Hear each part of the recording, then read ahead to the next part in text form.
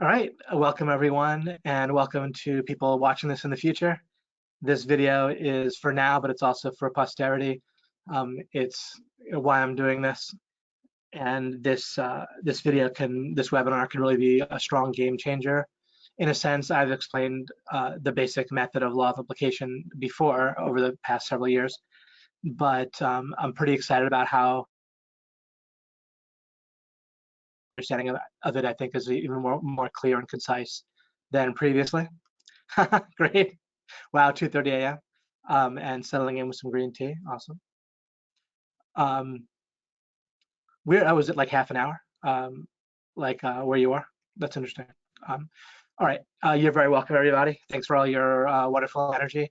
And the chat is in the event group as usual in MeWe. And let's get started with slides and get going here. Okay, so let's start. I'm going to start with the slide I also have last. That's going to be the main slide for this webinar, but then I'll say a few words in between. So we're going to be going over the core method today, the core ingredients, the core recipe for how to know what's true, and including you'll have an even better understanding, especially if you're new, but you'll have an even better understanding of the type of thing that we can know is true. And as you use this, you'll also come to, it's going to open up an entire world for you.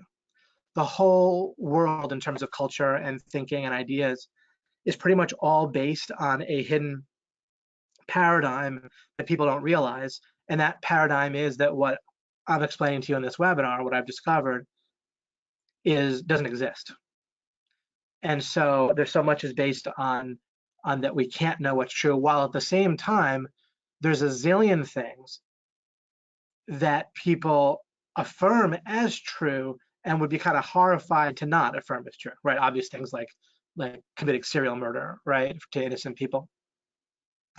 We wouldn't want to say, well, I have no idea whether it's true that that's bad, to be a serial murderer. So that means that we have things that we really want to say we know are true, or we certainly wouldn't want to say that we have no idea if they're true, right? So that would lead to the conclusion, or it implies a premise that there's a method that we have by which to know what's true. This method is not going to it's going to allow you to narrow down questions about like what happened in reality, or things like a lot of when we talk about truth these days, it has to do with like politics and the news and so forth.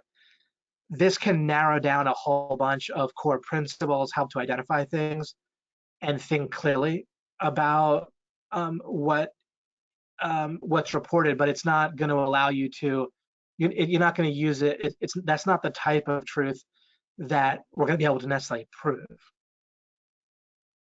Instead, there's going to be all sorts of critical things about life that can be utter game changers that we can know, and that are treated as unknown and squabbled over and really cause massive problems in the world.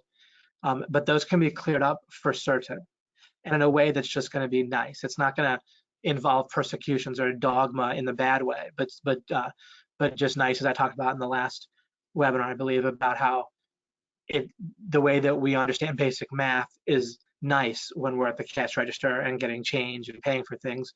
It doesn't lead to like dogma and persecutions of people that disagree with conclusions of basic math, right? It actually dissolves disagreement. So I'm putting this on the slide. What will the four elements I'm organizing this and structuring it in a way I haven't done previously, and we can look at it in terms of how not to start in a way that you're never going to get to where you're going to go, right? There's a fundamental confusion that people have that's nearly or even fully universal about their basic experience of the world and perception and understanding of the world and how it's based. And there's a basic confusion between conclusions that our mind gives us and even our essential identity of who we are, and conflating or confusing ourselves with our mind. Very essential to what's going on with ourselves, but it's not us. And so as we learn to differentiate between our mind and ourselves, and differentiate between what's a conclusion and what's just a basic input, uh, between seems and is, that's gonna start a complete game changer for ourselves. And that'll keep us from doing things wrong right off the bat that kind of locks us out. So all of a sudden we're going to be entering into a new beautiful place where we can get started. And it's going to be unique, and you're going to love interacting with people that are starting from and operating from this unique place. It's going to be very nice. It's going to be very nice for your relationships and so forth. All right. Then we're going to talk about how to start in the right place with a kind of revelation or great distinction that was a simple name, mismatching. But we're going to end up being a little bit like Perseus, where everyone who'd fought the Gorgon Medusa in mythology was getting turned to stone, right? However, he used a shield that was like a mirror, and by looking in the mirror, he could see what was going on and chop her head off without getting turned to stone. So what people normally do is make a second mistake as they get started, and they try to understand concepts directly and get themselves confused because they're weirdly doing it wrong, and or know the truth about basic ideas and so forth. What is love? Who am I? Does God exist? What's freedom? Right? Whatever. And so we're going to understand about mismatching. I'm going to overview that, where we're going to be able to tell what things are not often. And in doing so, we can back our way into the truth and not get turned to stone, metaphorically speaking, as we get started. Then we are going to need to build on basic things that we can tell are true, and we're going to need to do that with scenario-based thinking and stipulating conditionals, if this, then that. And we're actually going to learn to build our understanding of what words mean. And we're not gonna rebuild every single word that we use. We're not gonna be the word police.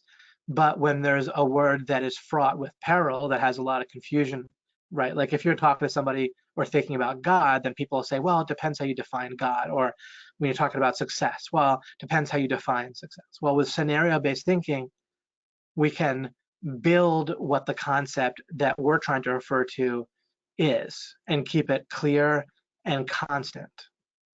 And sometimes there's multiple concepts that all get kind of mashed together, and we can tease them apart, build properly different concepts that are maybe related, right?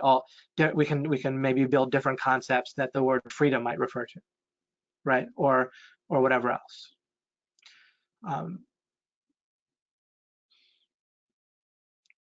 People say sometimes, well, we're all Americans. Can't we get along, right? Well, then Americans would be an operative word, and we might think, well, what could that mean? And so we can use scenario-based thinking to start to explore what someone might be referring to. And it isn't that we can discover exactly what the meaning of American is. What we can do is discover different meanings that are commonly used or that people are implying that they must mean, and we can identify each of them distinctly, put a little modifier between them, or say American definition, number one, or American definition number two. But one way or the other, identify them separately, and again, build what the meaning would be through a scenario. And so we'll look at that. I'm going to try to I'll use a few like metaphors like I did with Perseus and so forth there in this webinar, but I'm going to try to mostly walk us through understanding what's basically going on in existence with who we are, our basic experience of the world, what we're trying to do overall, and even the existence of God as I go through this. And if I can pull that off, great. And then there's always more webinars to continue to explain. I don't want to interfere with kickoff of the Super Bowl, but we have over 2 hours for that, so we should be okay. Famous last words, right? All right, and the final one is so number 3 was how to build correctly. And then number 4 was how to not build incorrectly, right? How to not screw that up as we build. And what we're gonna need to understand is the idea of equivocation, which is when we do have an operative word, an important concept, and then we accidentally or on purpose, we're trying to manipulate people or we're biased or whatever, then changing the meaning of our words and changing what a concept. The most basic equivocation that people do has to do with their own identity, right? And um, they'll refer to things that inherently change, like their mind or their body, as themselves, right? They'll say, I thought of this, I thought of that. Now, I'm going to talk that way too sometimes because it's kind of impossible not to. And we're, I'm speaking English here, and we've been encultured with certain ideas forever, right? So again, this isn't about trying to phrase everything perfectly or being the word police. This is not primarily about semantics. However, when it matters, when I'm trying to explain what's going on, or again, when the meaning of me, or who we are, or the distinction between our mind and ourselves, or my mind and myself, is relevant, I'll try to be careful about that, or at least point it out again.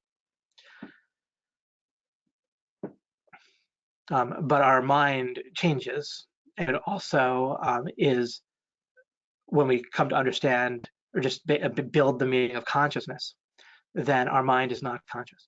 Now, here is where there's one more thing I can mention here as we start this.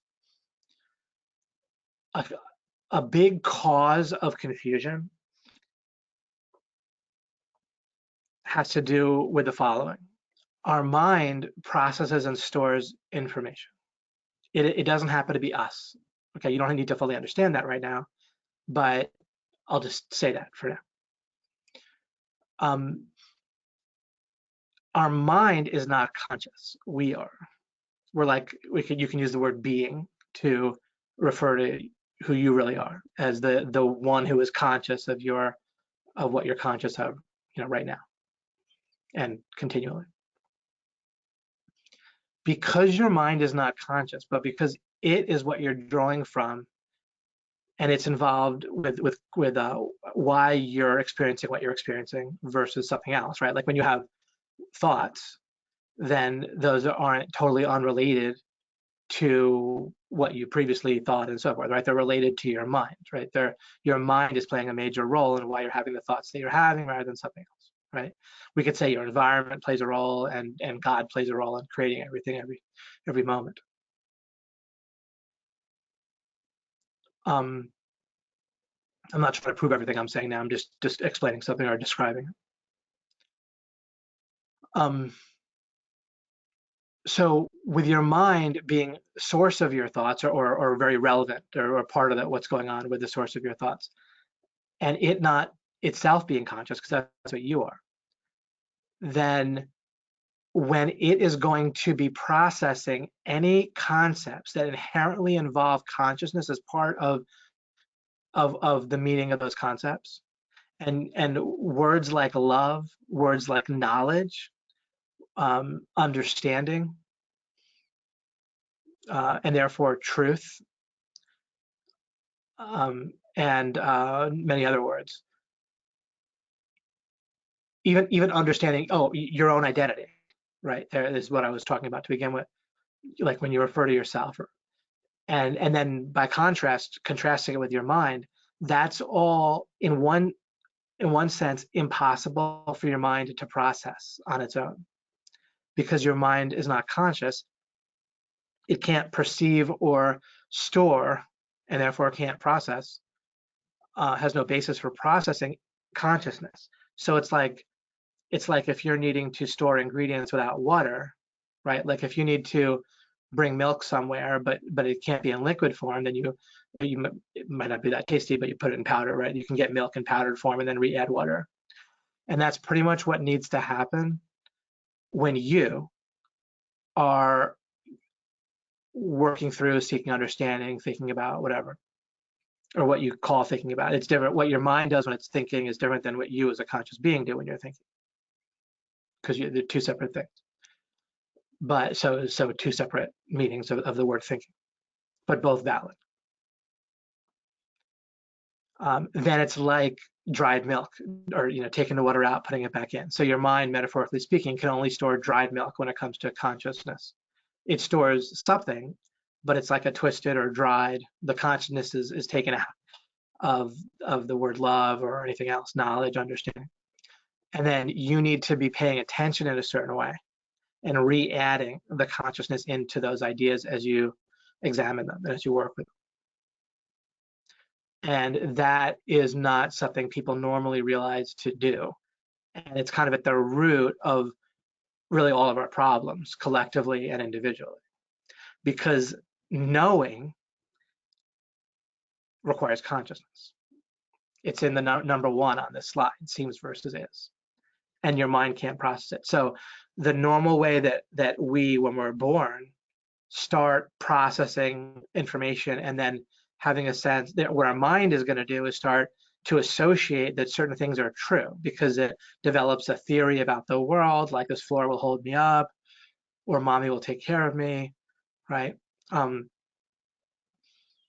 Water gets rid of my thirst, whatever, right? It will start to develop a theory about the world that's correct. The floor will hold me up, and then that will, to the extent that that keeps that expectation or theory keeps getting corroborated, right? It keeps happening positively, that the floor holds you up, and that if mommy cares for you, then that gets encoded or associated as true in your mind. And if it just keeps on happening the way we expect over and over and over again, it's very strong feeling that it's true, and there's nothing to kind of make you think it isn't.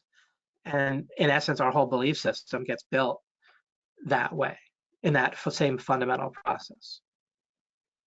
And despite all the symptoms of problems with that way of gaining truth about the world, it also works a ton of the time, right? It gets you fed. By the way, human relationships, which are a critical part of business and your love relationship and your friends, and therefore your well-being, your security, right, your ability to be comfortable, to thrive, right, love and money, other than health, right, there's kind of like health, wealth, and love, right, are kind of the three central things in a sense, or the three big information type products out there that you can buy. At least 2 out of 3 of those, human relationships are a big deal, and consciousness and understanding it, and then the things that flow from that, is a critical component of really genuinely dealing with those very, very well. Regardless of your innate talent or charisma or empathy or whatever, I had very little natural ability to understand or interact with people. I wasn't like autistic, but I just wasn't very good at it. But figuring out this stuff and understanding about consciousness and adding it back in and thinking about the world that way, and the whole paradigm that I've developed or realized, right, or built an understanding of, which is of how things actually work in existence,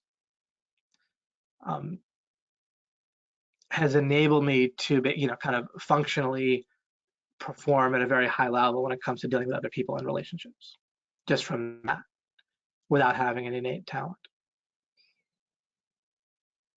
Okay, so for the last couple of minutes, I've just been pointing out this idea of a basic problem that and a reason why people are kind of locked out of knowing. And I described the kind of baseline method of gaining truth about the world that's associative, right? It's based on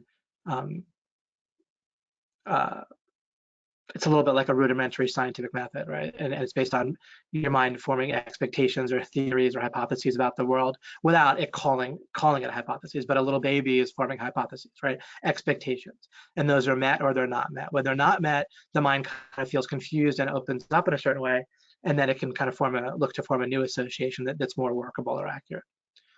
And then I was saying that we have symptoms, basically all the bad in the world, all the strife, all our own perceptions of things as bad and anguish that we don't necessarily need to have, issues relating to goals and how we interact with our goals, and how various ways that we could be ineffective or have emotional pain that can also further make us ineffective to some degree regarding goals. There's all these symptoms that our way of processing the world is not good enough, but then people don't really realize or somehow I don't know what keeps people from searching and looking. To some degree, they do. I just think it must be so difficult that when people search, they don't. They'll search using their original method, their original epistemology, associative thinking, and they'll just it's such a, like I talked about last time with a local peak, or it's such a local peak, it's such a local basin, however, whichever way you think about it, same thing, that it's just very hard for people to break out. What we want to do is break ourselves out and then help others break out. And however screwed up or evil people might seem or effectively be, metaphorically speaking, it's like they're trapped or like their demons are too strong, and we want to free them, right? Ideally, right? And so that's what we would like to do. We don't want to fully blame other people. In an extreme circumstance, we might, need to use whatever minimum force, which might end up killing them in extreme circumstances, right? To stop them from doing something particularly extreme and violent. But ideally, what we're looking to do is get into this proper paradigm ourselves of understanding, and then spread it to others. And this webinar, which will of course be on video, and a lot of people have been watching this as a recording, could be a great place for you to do that. To send people in addition to talking to them yourselves. And of course, I'll continue with other videos. Okay, just go through a few slides here that I'll mostly just kind of read. Well, famous last words again, but we'll see. All right, so I said all the bad in the world is the consequence of bad ideas, both in your mind and in the minds of others. We can't stop it only in your mind. Of course, all the bad ideas in the world are not because of one of you who's listening or myself, but all the bad is a mixture of the bad in your mind and the minds of others. And the bad, what I could have said is all the bad in your world, in your experience as you walk through life, is a mixture. And the mixture is important because someone could perhaps say, who's trying to teach something similar or to what I was saying, they could say that, well, it's your mind. Well, most certainly you have, and I have, bad ideas still in our minds that we can iron out, and that will make our lives better.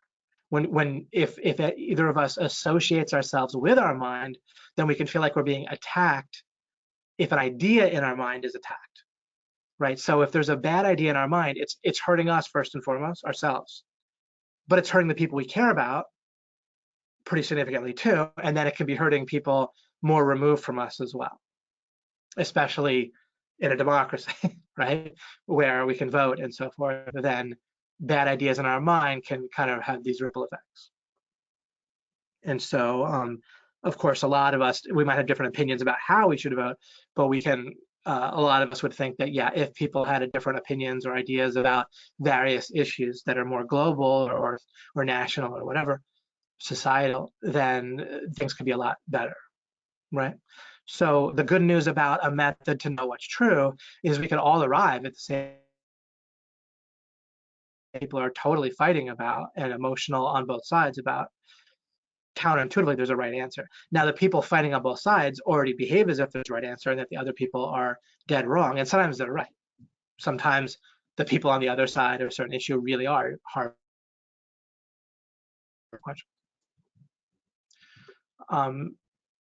But in either case, the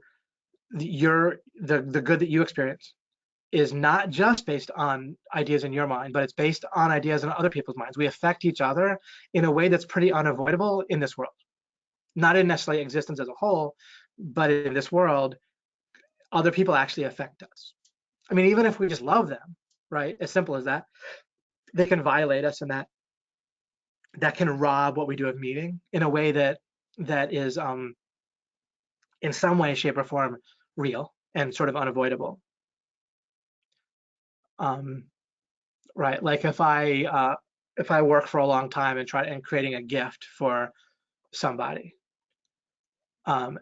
or raising money for a friend who has cancer or something like that, right? And then if someone steals that money, then there's that took away all of that, the good that could have come from that, right? In a way that is real that I wouldn't just want to say, oh, that's just in my head, forget about it. In one sense, sure, I don't need to feel bad constantly and I can move forward in some way, right?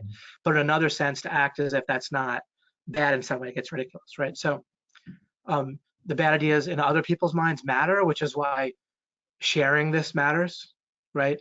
But first and foremost, the bad ideas in your mind probably have the biggest impact. And again, if you don't learn to think of your mind as separate from you, then you can feel attacked and defensive about bad ideas in your own mind, when in fact the number one thing that you're going to benefit from offending are bad ideas in your own mind, right? Plus, it'll greatly benefit the people close to you who you would profess to love, right, or who you do love, and then it'll benefit people, globally. Ultimately, I say on the slide here, we'll win eventually. We meaning really all people, in a sense. We could say all good people, but people aren't really good or evil, right? Ideas are correct or incorrect, and incorrect, which is going to be equivalent to inherently contradictory. Ideas are going to often, or at least consistently, predictably have symptoms. So we, in terms of those of us who want good ideas in the world, which ultimately will be everyone, except for to the extent that they're confused, right? So until and unless a person is critically confused, which is where people are starting out, unfortunately, right?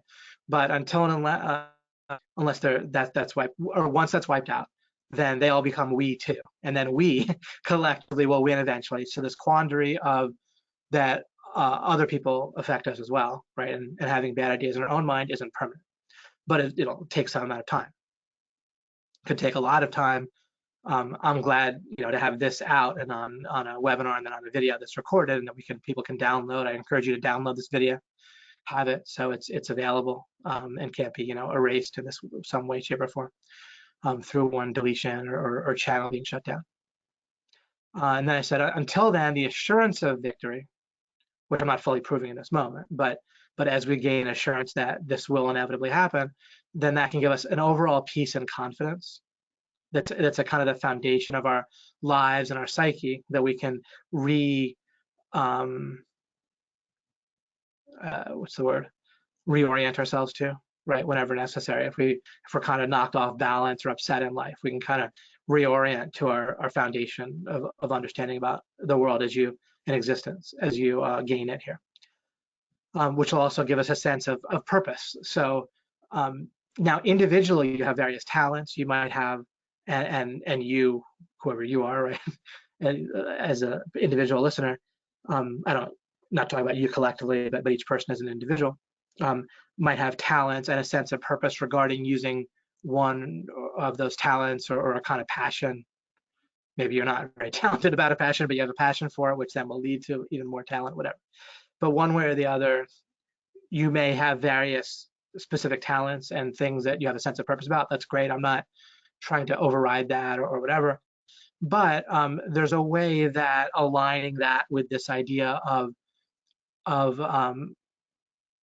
at the sort of foundation of your life and your psyche and your thinking, seeking to dissolve bad ideas in a consistent way as symptoms come up, as we see them, and then spreading that should integrate well with whatever your other talents and sense of purpose is. And for a lot of us, we don't necessarily have much of a sense of purpose, and people try to fill that with relationships. But it's nice to have our sense of purpose not totally dependent or erased if someone dies or if a relationship gets screwed up or something like that, right? So having our sense of purpose in this way, or grounded or integrated with this overall idea of seeking understanding for our own mind and spreading that in an effective and calm way. I don't mean, getting in people's face and yelling at them, of course. So then everyone craves, also, as far as I understand or can tell, people really crave a sense of purpose. So you're kind of guaranteed to have one way or the other with this. It can take different forms that might be integrated with the basic form. Great. So let's see here. Okay, so on this slide, this can be interesting. Life only seems complex because metaphorically, I wrote, people are trying to build trees which is like a stand-in for when people are trying to do goals, projects, and relationships. They're trying to build trees by starting with trying to place the leaves. Like people are trying to achieve their goals by like leaves look like progress, right? Like if the idea of a tree, the metaphor of a tree here stands for the idea that the goal of a tree, let's say, is to have a lot of leaves. I'm just stipulating that, right?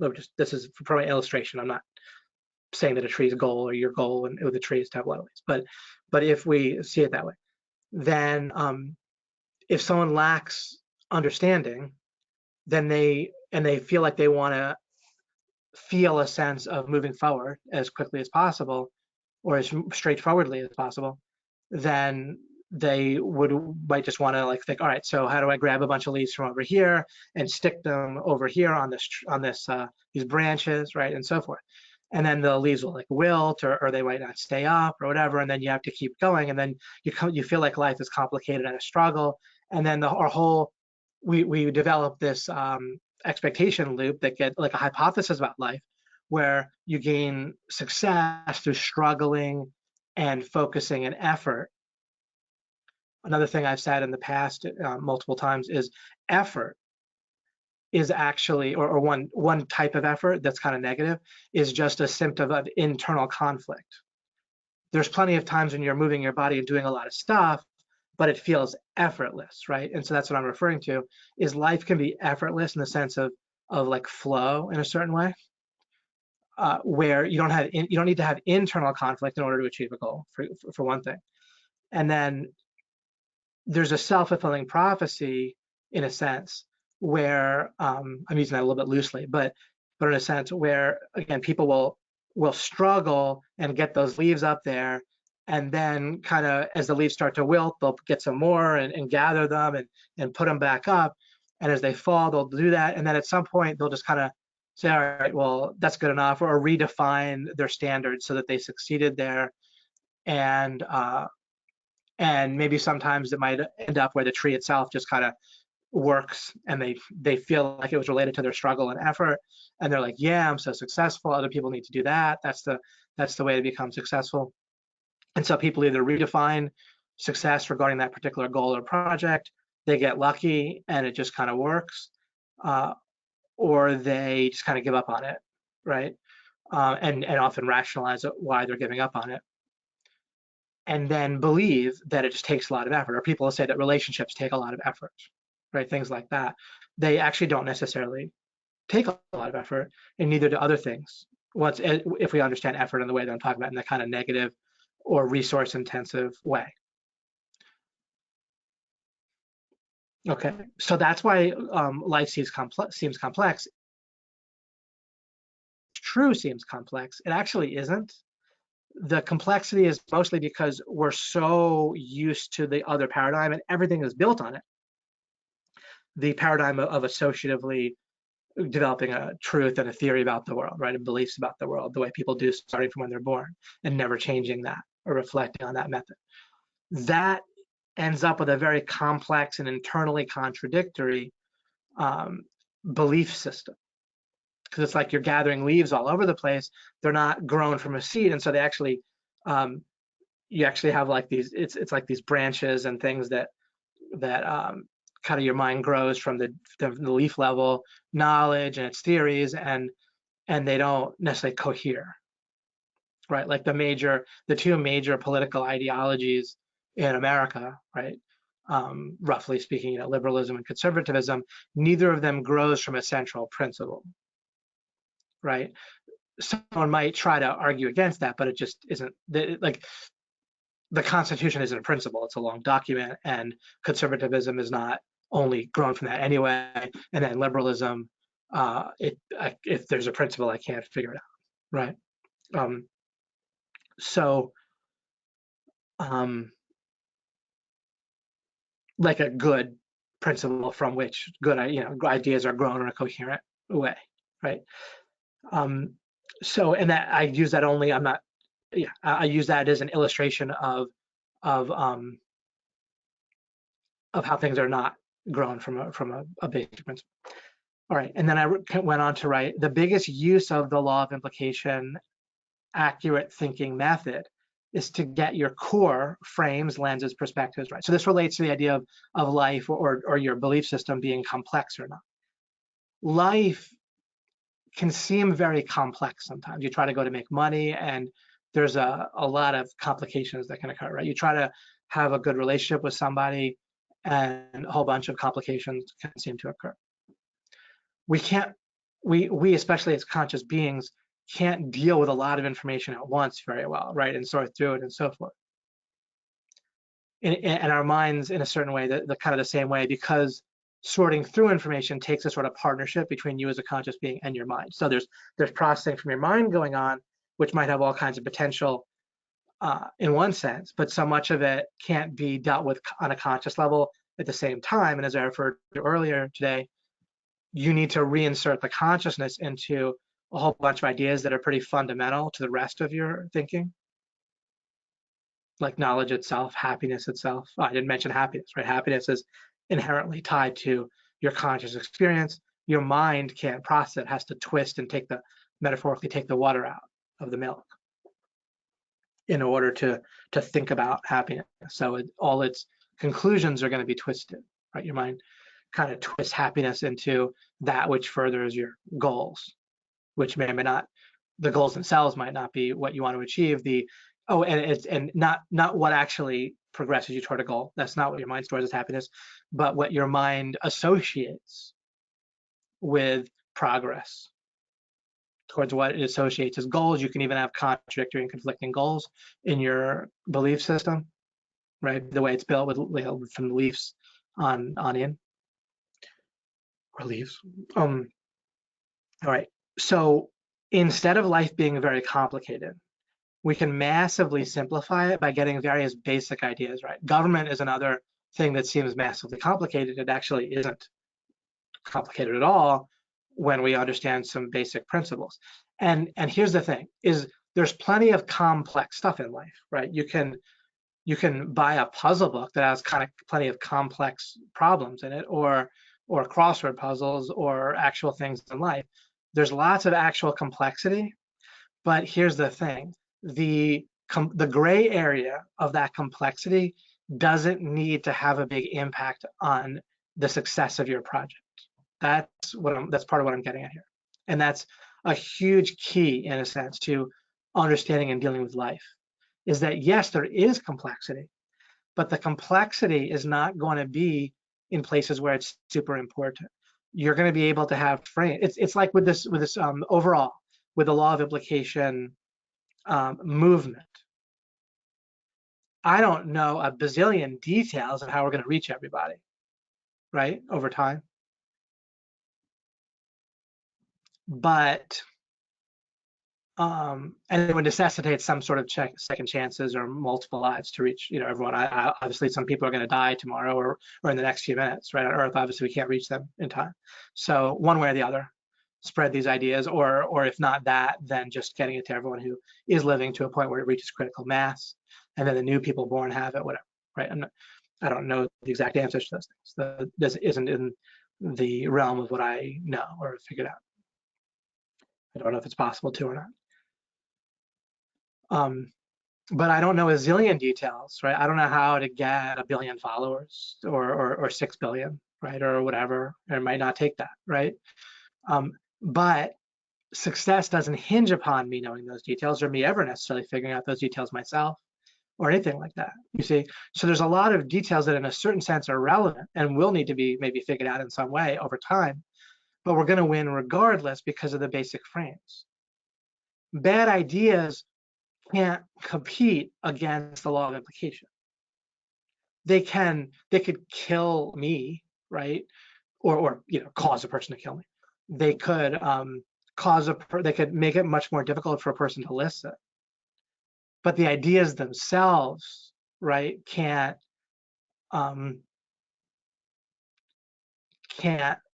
fight each other. The law of implication idea is just to win. It's like, as I've said in the past, where light doesn't struggle with dark. It just beats it, period. In the same way, the method of how to know what's true, it will just, as you understand it, it's not going to you're not going to be tempted out of it, right? By just utter nonsense, right? The other paradigm that people are all in, or mostly in at the moment, um, is not going to be tempting in the least. It's not possible, really enough.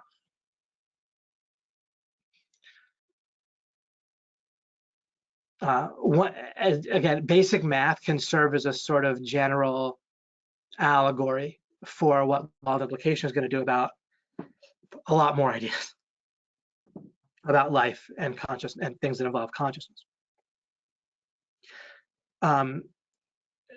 Are people going to be tempted out of basic arithmetic? Is there going to be a time in 100 years or 1,000 years when people add 2 + 3 and get 6? No, it's just not going to happen, right? Think about it. And it's the same way with law of implication, right? The idea that 2 + 3 = 6 doesn't compete with basic math. It just loses.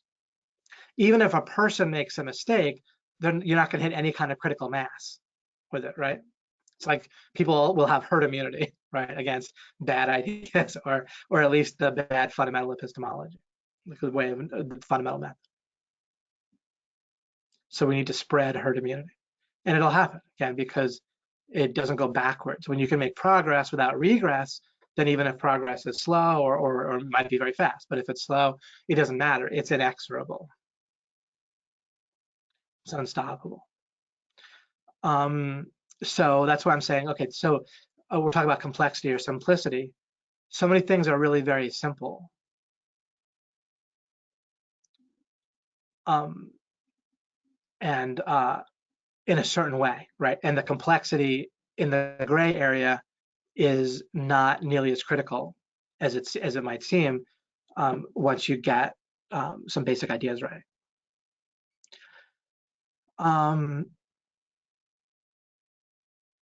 Let's see here. So you can build the right boxes for yourself when you suspect, and what'll happen is you'll come to suspect things wrong about some paradigm, some kind of sub aspect of your life, right? You'll be like, something's not right here, and I'm experiencing bad. I feel like I'm hurting somebody else, or I have the thought that I'm hurting someone else, or whatever, or suboptimal for other people, or whatever, right? Or I feel like I'm struggling. If you're treading water and you feel like you're struggling, I'm not telling you to drown, right? If you're struggling, you don't necessarily stop, but it's good to stop if you can, and at least you create the space to stop. If you're struggling with swimming, you might want to try to get to the shore, stop swimming, and then figure out how to swim without struggling, you see? So sometimes you might need to struggle long enough to get to a place where you're on dry land, metaphorically speaking. So when I say don't struggle, I don't mean drown. I mean get to land, get on there and then work to figure it out. But don't just sit in the water struggling, you see, and thinking that's the way to do it. All right.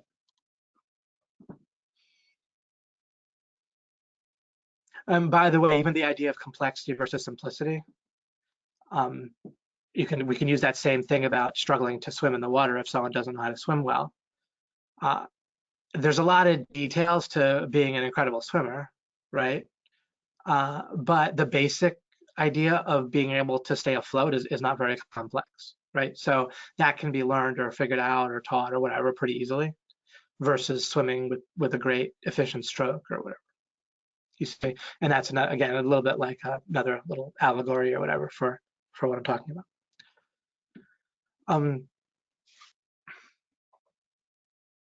By the way, survival is like that, where surviving, which involves money, practically speaking, for all or most of us, including myself. Right, there's some baseline amount of money and some baseline amount of not enraging other people, right, to survive, right? But it doesn't need to be so hard that it takes up all your focus without you realizing, and what we're trying to do to stop struggling overall in life is to have enough space in our lives, like Fletch started to talk about the importance of law of implication and this type of topic we're talking about. What you want to do is get to where your basic survival, including your like emotional survival with like your feeling of obligations that you need to do this and that for the people around you and take up time with them, there's a certain basic amount of that you probably do need to do in order to survive kind of like emotionally, right? So like like quitting your job or your business and secluding yourself from humanity isn't probably practical from either survival in terms of food and shelter or emotional survival. But what you want to do, just like with the learning how to stay afloat in water, is learn how to stay afloat that way without it taking up all of your time and mental focus and so forth and conscious focus, and then have some left over to figure out life at the law of implication level. You see, and that's where you're going to make the ultimate progress in life, and you're going to like investing on the investment, right? You're going to get the real compound interest, the real magic of compound interest is there, is having some space to focus on law of implication, however much that is. And then that can compound where you have more motivation and space and a habit of doing so. And again, that creates a virtuous cycle in your life. Okay, so I went on to write here in this final frame before I get back to the original slide. An underlying frame of our method is moving towards clarity rather than obfuscation, right? This is like the opposite of what happens in politics, right?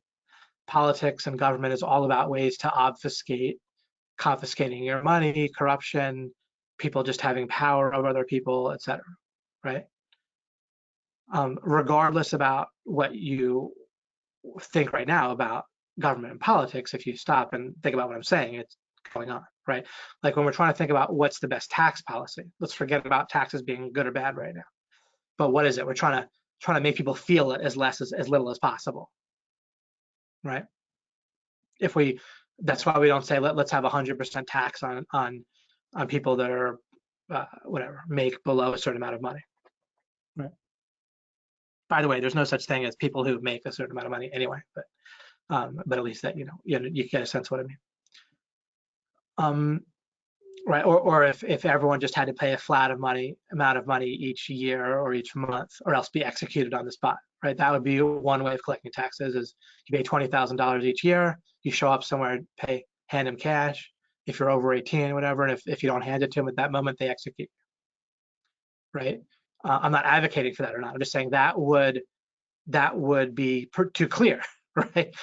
People might not want that, right? So instead, they try to bury tax everywhere where you don't see it or feel it as much, right? Or take it out of people's salary. And so I'm not, in a sense, the obfuscation can be pleasant. It might be nice not to feel it and see it, but it's still often about obfuscation, right? In America, at least, politicians can't like directly be bribed, but they can very easily through their family members, through nonprofits, right, and so on and so forth. They can funnel all sorts of money into their own pockets and their family members and back to themselves and so on and so forth, right? You can funnel it to your whoever nonprofit can hire your wife, she can get millions from that, buy a house, etc. Right? Okay. So what we'll want to do overall in every aspect of life when we're thinking about it, and then of course with the most important ideas most of all, is be looking for clarity rather than obfuscation. And what normally the way people think is with it associatively ends up obfuscating things. If you talk to someone about does God exist, then they'll just start throwing out these associative phrases that are basically meaningless and obfuscate things. It's not even that they're confusing, they're just cloudy and don't lead anywhere, right? Like, well, it depends what you mean by God. Or you talk about politics and like, well, what about the evil corporations? Or but we need fairness, right? And it's just like these kind of what ends up being nonsense, random phrases that feel associative to they feel like they're relevant to a person, right? But they don't clarify anything. They just kind of just add more stuff and confusion to basic simplicity. All right. I went on to write understanding, which can underlie all sense of progress to our goals, like I talked about in the previous webinar, part one, right? Where a part of a great, wonderful paradigm shift for ourselves is to more and more integrate in our minds that and feel and think about progress towards our various goals as as being based on how our understanding toward those goals is increasing, rather than a sense or an associated sense of getting closer to the goal being achieved. In reality, you're getting closer to the goal being achieved most effectively, efficiently, happily, and so forth by gaining understanding in various ways, including by trying stuff and doing stuff, right? Okay, so understanding, which can underlie all sense of progress towards goals, is only complicated in a bad way when we try to build it, when we try to build understanding outside it, like starting from leaves, right? So we're going to try to build our understanding of or succeed at our goals and our projects and about trying to understand various topics or ideas like whether God exists. We want to build those from like a seed and roots and trunk and so. And then I wrote, like everything else, when we build understanding from seeds, from foundations, understanding itself. So when we build, I could have written here, when we build understanding about understanding from seeds, foundations, then understanding itself, that concept, right, of understanding. That's where we get our compound interest, right? We focus on understanding. And then that will explode us in a good way in life.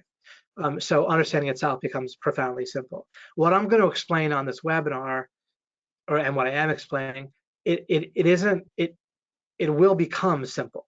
It's not that it is or isn't simple, but again, the complexity is more like the obfuscation of people's existing belief systems and how kind of confused they are. So the appearance or the feeling of complexity, to the extent that it occurs, or a confusion or whatever, has to do with what I'm saying being kind of obfuscated or by like a whole bunch of leaves that are in the wrong place, or kind of wrong about these concepts and how to know what's true and so.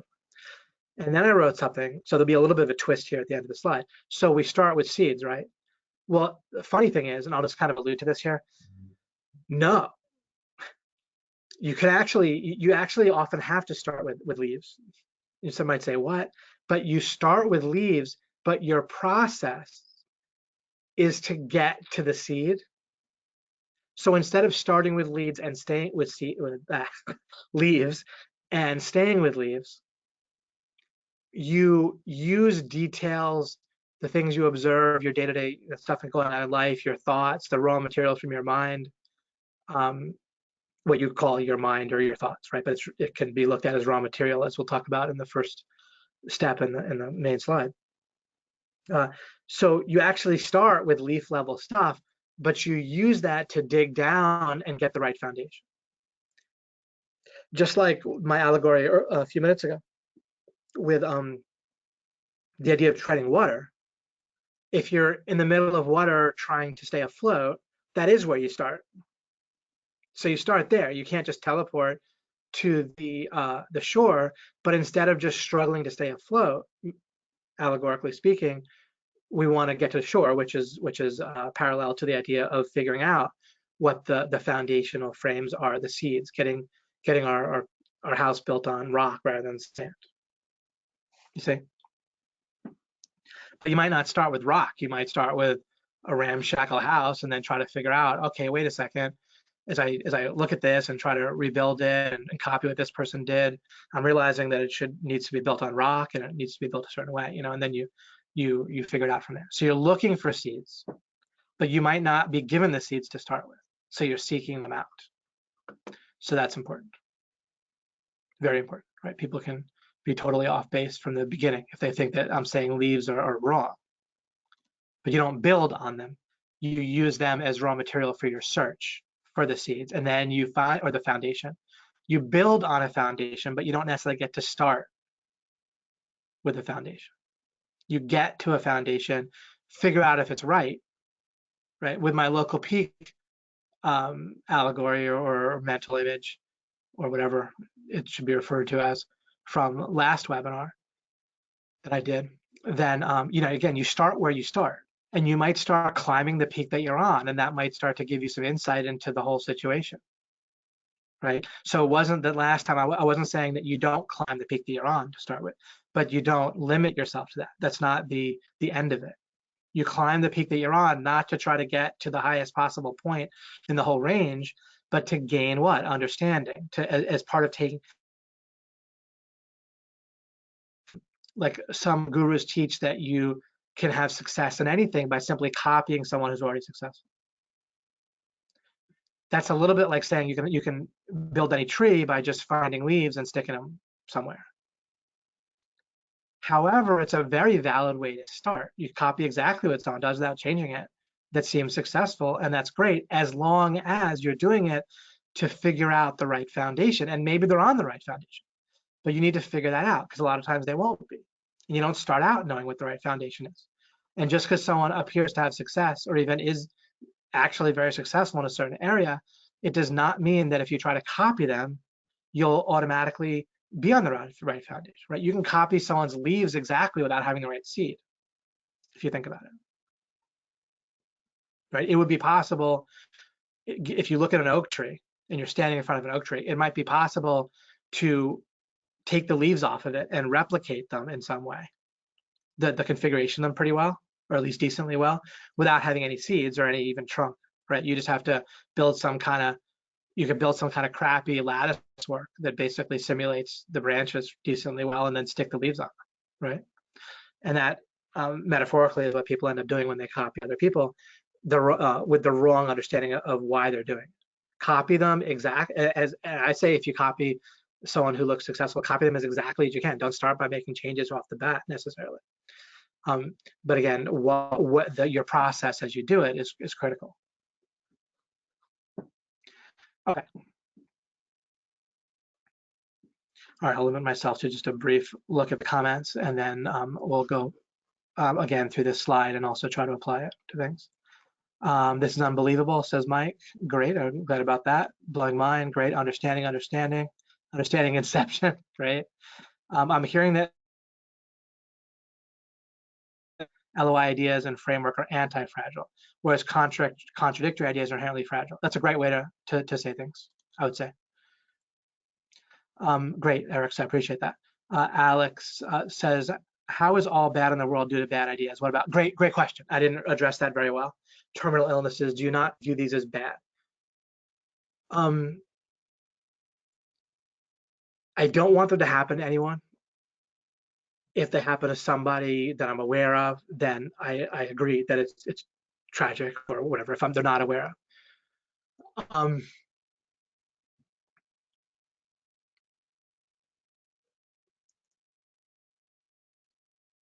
There's two basic ideas kind of point to what I mean.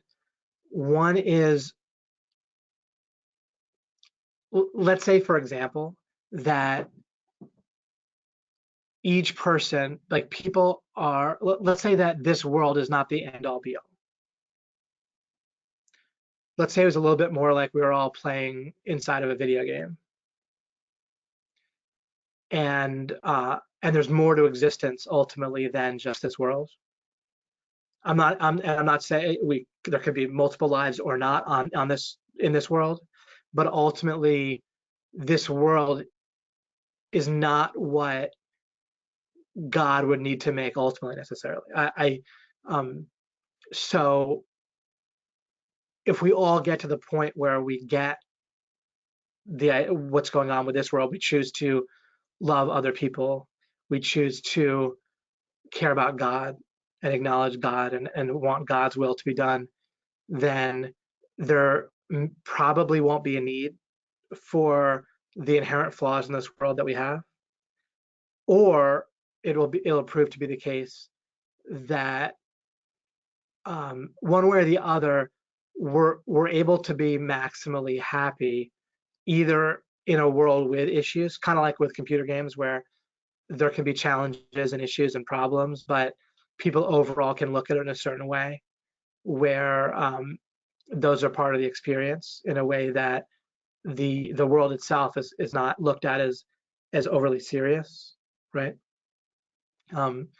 So a combination between not taking this world overly seriously in a way that doesn't need to be taken, combined with perhaps the world itself will be different at the point when that can be done, where people kind of overall make certain choices. I don't know exactly how it'll work, but between those two things, yeah, the bad really is going to come from bad ideas as we look at it. And there's a third important part of the answer, which is let's start by eliminating bad ideas, and then we'll go from there because it's certainly going to help. So the good news is no matter what, we're going to make great progress. Bad ideas are a really great way to start, right? Trying to eliminate volcanoes isn't helpful. Now, do I think we should eliminate diseases? Absolutely. Right? But what's the bad idea if we when we there's a simple paradigm we could be standing. Instantly, I was aware of the main bad idea that led to the whole problem of the pandemic in 2020. What was it? 3 letters. FDA, right? The vaccine, as I understand it, scientifically, was available in a way that we understand was safe, right? Like, for example, if someone makes a milkshake at Fuddruckers, then it's not gonna, we don't need to test it for a year before we understand that it's not gonna kill many people, right? Enough is known about ingredients to put in vaccines that they're not just lethal. They don't like put like rat poison and mix it with cyanide and then try to figure out whether that's dangerous or not, right? There's enough understanding of what's dangerous that when there's an obvious major pandemic that's going to kill hundreds of thousands of people, then the idea of testing it for a year and letting hundreds of thousands of people die and hundreds of thousands of people get economically devastated, or sorry, really could be tens of millions of people getting devastated emotionally, economically, relationship-wise, having their kids around too much for their lifestyle and what they built in their lives, that it's too difficult to handle with their economics, right? The putting off medical procedures that kills people, right? And so it's simply vaccinating people, right? So that one bad idea of prohibiting vaccination through the threat of massive violence, right, which is what the FDA, right, and government did, right? There would have been massive violence. Again, obfuscated. The violence wouldn't have had to actually happen because of the threats from the government and the regulators and federal agents and so forth, right? But the overall threat of it that we're so used to obeying for good reason, because it's a real threat, right? If you mess with the government in the wrong way, they really will come after you and lock you up and so forth, right? It's not fear in the wrong way, right? So it was just an absurdly ridiculous risk-reward thing to have the FDA threaten massive violence for companies to make vaccines available. So that would have prevented a tremendous or greatly mitigated, right? So that one bad idea, the virus could have existed, but without nearly the effects that it had. And yet that hardly or didn't, and I'm sure someone else thought of what I just said, but I didn't see it, right? It wasn't really in the discourse. Trump happily worked to reduce the effect of the FDA, but it was nothing compared to if people had the understanding, and he's limited in what he can do, right? By people opposing Trump and so forth, and by our habits and what people take for granted and massive laws of, about lawsuits, right, and so forth. If a vaccine from Moderna had saved 300,000 lives and 4 people had gotten Bell's palsy, which is like messing up their face, especially if they had a lot of work done recently, or if some people had even died, then the lawsuits could have devastated Moderna, right? Again, based on more bad ideas of how things work, and they would have gotten no credit for the 300,000 lives saved and the massive amount of devastation that also happened besides the people dying directly of COVID, right? So they would have gotten smashed on the one hand with no reward financial for selling the vaccine, but actually preventing the deaths of 300,000 people, let's say, right? What is it? Somewhere between 400,000 and 500, I think around over 450 now or 500, whatever, right, have happened. Certainly plenty of people would have died even if the vaccine without the FDA, but it likely would have been, or definitely would have been massively less. You could say, well, people wouldn't trust the vaccine. Well, what would happen is like with everything else in life that the FDA doesn't interfere with, there's early adopters. Those early adopters would have presumably stayed alive for the most part, and then more people would have piled on, right? And if several of them had died, then there would have been other vaccines offered, and they would have gotten to where they did. And it turned out that generally the vaccines that were tested did not, in fact, kill a bunch of people, and they did test it on, on people, actual people, right? And those people were risking their lives by the same logic. So that kind of addresses the thing about bad ideas, disasters, and so forth. Okay, great questions and comments, but I'll go to the slide just to continue going here. As great as this is, I don't want to promise not to compete with Tom Brady and so forth. So, all right. Seems versus is. I've used the word consciousness field as well, like on another video I recorded last week. And so I'll work that in here. But so what happened with me, there was kind of a perfect storm of lucky things and questions and seeking that I did in my even before the age of 20, and then after, and then in my early 20s, and then of course continuing to this day. But I discovered this in my early 20s because I was looking for something. It occurred to me that there might be, or there should be, a way to actually figure out what's true about like important basic ideas like God's existence. And then I came across the idea of logic, and that might sound funny, but I really hadn't been introduced to logical thinking and just the law of non-contradiction and Socrates and so forth up until that point. It just hadn't been part of my schooling, hadn't randomly become one of my interests and so forth. Started to think logically through things. Then as I talked to people, they would say, well, that's your logic, and so on and so forth. And it started to occur to me that logic itself wasn't the foundational. It wasn't the basic place to start. There was something I was doing or that people needed to do, or there's something we're drawing on that that we need as a foundation before we start trying to do logic. Now, it turns out that logic, first of all, there's a lot of extraneous stuff in what as people try to practice logic and as they think about the meaning of logic, it's used in various ways that are confusing. The word itself has different meanings in common usage. And people will be wrong about various things and still think they're being logical and so forth. So the wrong type of thinking sort of creeps in and surrounds people's attempts to do logic. So then I had a breakthrough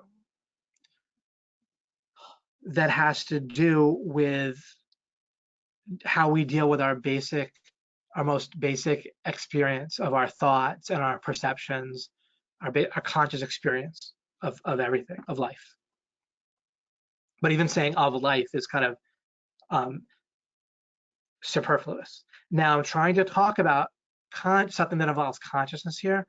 So we're going to run into an issue where as we communicate, there's like the water being taken out of the milk between my brain and talking in yours, and you need to re-put it back in, and your brain might feel a little bit anxious or perturbed or rebellious against the whole thing, right? And that's natural, that's normal. It might not if you've been following me for years and you've made certain types of transitions. But the newer you are or the less experience you have with it, the more perturbing that can feel right now as we start talking about concepts that inherently involve consciousness.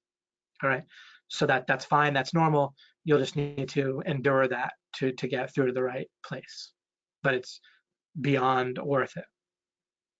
But don't take that as a signal that I'm being too confusing or this doesn't make sense, or and also don't try to pride yourself on getting it right faster. It's not about how fast this clicks for you. Intelligence isn't what's relevant here. Okay, and if you're trying to prove to yourself without realizing it that you're smart right now, it's just gonna get in your way. It's not a relevant goal to feel or prove that you're smart, right? We tend to have that goal kind of pop up all the time for ourselves to feel smart and confident and so forth. We want to be able to notice when that goal is popping up, and if we don't want that to be our primary or part of our motivation or part of the goals that are messing with things, then we want to be able to put that aside as best we can. So ideally, you'll do that right now. Don't worry about feeling competent or not confused. Just follow or listen, and you can rewatch and you can think about it separately. You can, reflect on it later, have a notebook, have some food, take a walk, whatever. Keep working on it. So that said, seems versus is. What happens is there's two very different things going on. Like that I might, again, everything I say is not going to be perfect because it's like, again, the water, the consciousness, dried milk issue. But we, we or our minds, and we don't realize it consciously, are conflating raw experience, like kind of like raw data, but like raw, awareness, with conclusions about an external world based on that. So our mind is plays a significant role in what you see right now, but simultaneous to having you see stuff. Like if you look at a chair, you'll feel that you're looking at a chair. But if you think about it, you could be looking at a bunch of pixels, so to speak, that aren't without the conclusion that it's a chair. Because you don't just have inclusion, it's a chair. Inherent within that is there's an external world with physical hard stuff and inherently has color. And in that real physical world, there's a chair there. You see, like all of that is sort of something you instantly feel if you look at a chair or your computer screen, right? Same. If someone were to feel this is exciting or this is boring, right, or whatever, there's the raw data of the experience, and then there's a conclusion of whether it is boring, right? And what does that mean? Was it or exciting, right, or whatever? It may have. It's correct that it feels exciting, but the fact that it is exciting is kind of different because, in one sense, your experience is what it is, right? How things seem is how things seem. But if the conclusion about it being exciting or boring or anything in between, inherently, without you realizing it, involves how it's going to be next second, well, that's different, right? That's a conclusion, especially about how it's going to be in a minute. This webinar can't be how it seems now, right? Like, so your experience is what it is. Seems is how things seem, which is important, right? If you touch a surface or you close your eyes and you hold an object and that object seems hot, the fact that it seems hot is true, but whether or not it is hot is a different issue that may or may not be true. And at least what we want to be able to do and what we need to be able to do is have a conceptual break or a conceptual space to differentiate between that our experience is what it is, that seems is how things seem, and that's separate from how things is, right? I'm joking with the grammar there, but it's a good way to put it, or whatever. Excuse me.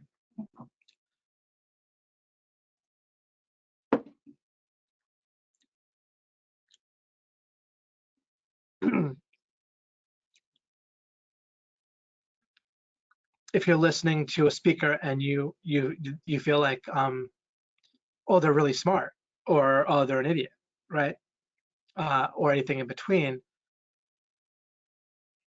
People that have been following me for a while, or whatever, or someone who's just doing things right regardless of their relationship with me, would represent it a little bit differently. Of my brain is telling, they might say my brain is telling me that this person's an idiot or that they're smart, or um, I'm getting the conclusion, right, that the person is smart. They seem smart instead of they are smart. You see. Now, if we build to an understanding that the person is smart or an idiot, that would have to involve constructing the definition of what smart means, or a definition of what smart means, for the sake of that moment, right? Okay, you build you. Well, I won't skip to that yet, but you'd have to build to what smart, or one version of smart would mean, and then see if the situation definitely matches that, or maybe it's reasonable to suppose that it matches that. And you would say it's reasonable to suppose that this person, or to say that this person is smart, or to guess that the person is smart. It's reasonable, or you could say that it's certain for various reasons, or if you construct the definition properly of what you're meaning by the word smart or idiot or whatever else, or boring or exciting or whatever it might be. But you can't even start doing any of that. You can't start thinking about anything clearly until and unless you can differentiate the idea of your conscious experience each in the moment of what seems to be external with your various, seems to be coming from your various senses, right? What you seem to be hearing, seem to be seeing, plus your, what seems to be your internal experience, memories, thoughts, right? Thoughts and words, image-ish thoughts, right? I don't see a lot of like vivid images in my mind in one sense, unless, you know, you're kind of half awake and half sleeping in that kind of like theta state, right? However, I can think about images, right? If we imagine there's 3 elephants and then 2 more elephants, and then maybe I can picture 5 elephants, but it's not a vivid image, but there's something still very workable about those images, right? In my mind. But I wouldn't say I'm seeing them in this, of course, in the same way that I'm seeing external things, nor do I even see them right now in the same sense that I might see them if I'm in a theta state and they're more vivid, right? Um, all of that, our internal stuff, what seems internal and what seems external, all of that in the moment is part of your conscious experience, or we can call it part of your consciousness screen. Conclusions about the external world, or internally what's true about the external world. So if you conclude without realizing, or if your mind gives you the conclusion that your memory of what you had for breakfast yesterday is true and accurate, that's a conclusion. The memory itself, as you're experiencing it right now, to the extent that you're experiencing it, right? The memory of what you had yesterday, your first meal yesterday, is not the same experience as when you were eating it, right? But it is right now, however it is. It's a what we call it a memory. It's some sort of thing. It's some sort of representation. It's not nothing, right? And it contains some kind of information, and we seem to be aware of something if we are, or we seem to not be able to recall. But that it is what we had yesterday as a conclusion, and we want to. That conclusion might be entirely valid and accurate, but it's still a conclusion that we want to be able to separate out from how things seem when we are thinking in this way. I don't have to every second of my life be saying, oh, wait a second, that's a conclusion, wait a second, that's a conclusion. But there's an overall paradigm shift where I'm kind of aware of that in a sort of meta or middle of my mind, right? It's not at the front of my mind, not totally at the back of my mind, but it's there and it's at my fingertips when I need it. If I'm getting upset or frustrated about something, I can pretty quickly, when relevant or desired, step back. Sometimes I'll kind of wallow in it for a little bit just to experience it a little bit, kind of explore it like a scientist, you know, might test their vaccine on themselves or something like that. But it's a signal that something's off in some way, right? And then well, what's the nature of happiness? What's the nature of goals? How does that work? Oh, there's this idea of progress. Let's explore that. Let's explore this, right? You can write down these questions, circle various operative words, and use what I'm describing now on them. But you're screwed before you start unless you can stop rubber stamping, as I wrote here, the conclusions of your mind. It's not even about doubting them, it's just recognizing them as conclusions. When you're in flow doing various stuff in your life, you don't have to question every conclusion of your mind. But when there's red flags, things are going off, someone's getting upset, someone's getting hurt, whatever, right? Something doesn't seem to be effective, then it can help to be able to step back from a conclusion. Let's say you're talking to your significant other and one of you feels like the other is blaming, right? So suppose your significant other says something to you and you say to them, why are you blaming me for that? Well, the fact that the potential fact that they're blaming you is actually a conclusion. They might not be blaming you. It might just seem that way.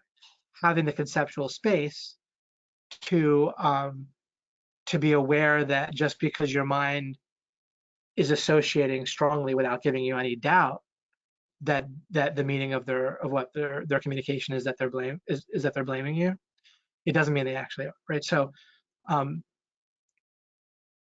or you could be feeling a sense of blame toward the other person, but just because you feel like they're to blame doesn't mean they are to blame, right?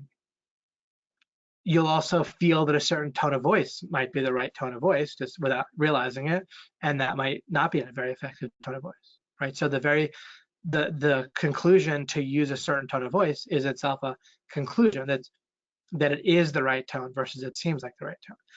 When you could step back to seems, then you have a new choice to think about your tone rather than just to use it.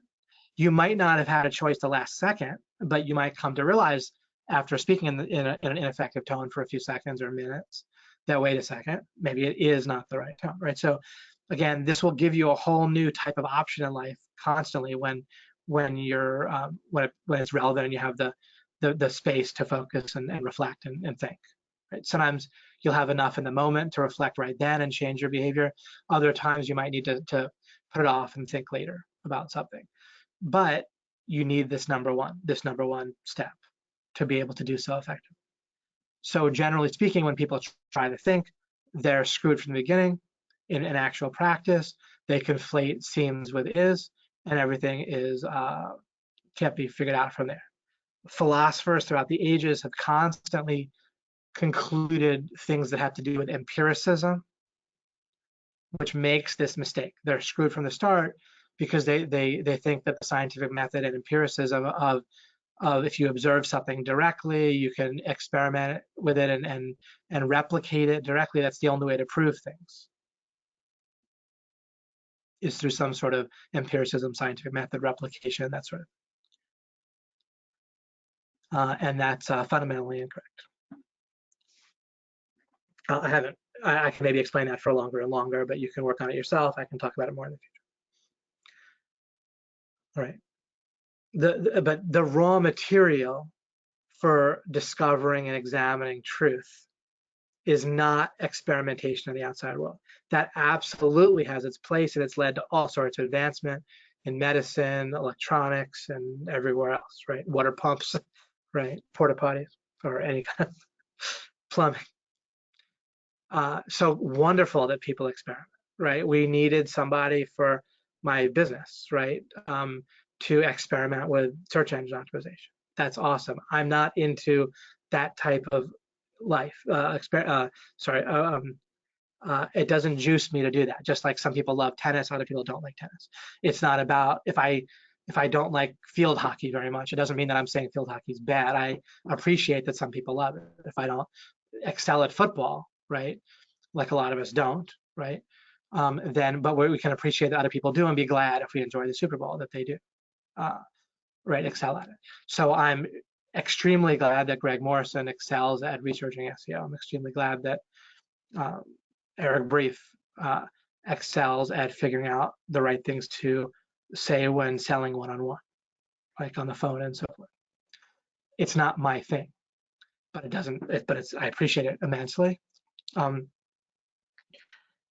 But it isn't the starting point for discovering truth in the way that I'm talking about. It's a different sort of thing that is extremely valuable in certain ways.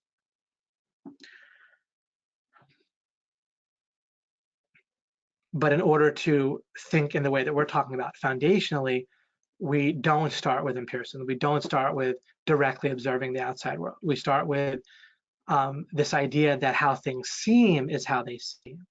It doesn't mean that's how they are, and we can actually build on how they seem. People can think, well, but what can I discover? It's so limiting. It's not enough to work with. Is just David saying how things seem is how they seem. Where does that get you? It actually can get you incredibly far, and discovering all sorts of things that you can know in this way. And if you're not willing to remove well, it is how it seems from the equation, then you can't get there. You can't start properly. All right, number 2, mismatching. Okay, I likened this earlier, and I'm referring with the story of Perseus. It's like how to slay the Gorgon Medusa, you have to look in the mirrored shield so you don't get turned to stone. So let's start by examining our basic how life works fundamentally and who we are. So the first thing, if you're trying to think about who you are and what's going on, is to realize you're conscious of something. And now, if you try to look at it directly, you'll, metaphorically speaking, get turned to stone. If you try to think, well, what am I aware of in this moment? It's confusing, right? Well, what about the past moment? What about the next instant? Am I aware of anything in the future? Am I just aware of the present? But there seems to be a flow, right? If the present was unrelated to the past, so it's almost like I might have to be aware of a few instants at once in order to with the future in a way that gives some sort of order and predictability to life. Otherwise, I have no ability to choose anything or do anything, right? If every moment was disconnected from the previous moment, and it would be utter chaos, and I'd have no free will, no power. The very idea of will, power, and being able to accomplish anything is based on the idea that there's an order between last moment and this moment. But what am I aware of? Am I aware of last moment? Am I aware of the next moment? Or am I only aware of this moment? If I look at a lawn, like I've talked about with grass, am I aware of all the blades of grass? You'll confuse yourself because you're trying to look directly at it. So what if instead we say, all right, well, what isn't it? Well, am I aware? And also we'll get confused. If I try to describe to you what you're aware of right now, you'll have a bunch of questions and there'll be a certain sense of confusion. If, however, I point out, let's think for a moment about what it would mean to be conscious of nothing,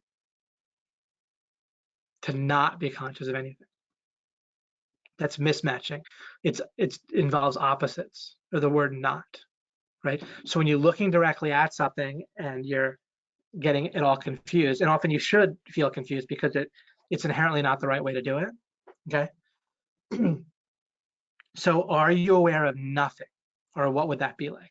In a sense, we can't conceptualize what it would be like, but we sort of can, right?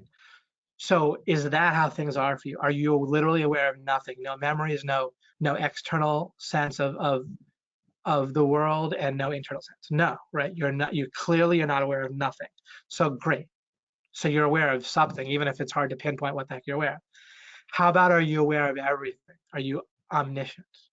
Clearly not. I'm not even going to bother trying to prove that or explain it. You can just work that yourself, right? Ask any question or think of anything you don't know the answer to, and then you know you're not omniscient. So that means you must be aware of something, not everything, not all, not none, but some. Identifying exactly what the sum is can be confusing, S-O-M-E.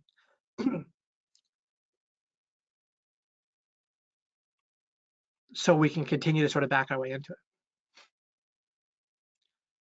Mismatching itself, though, is how we're going to do that. So if we were to look at two paintings that looked identical at the same time, so if there's a split screen, I know I've said this before, but I'll describe it again here to have it right here.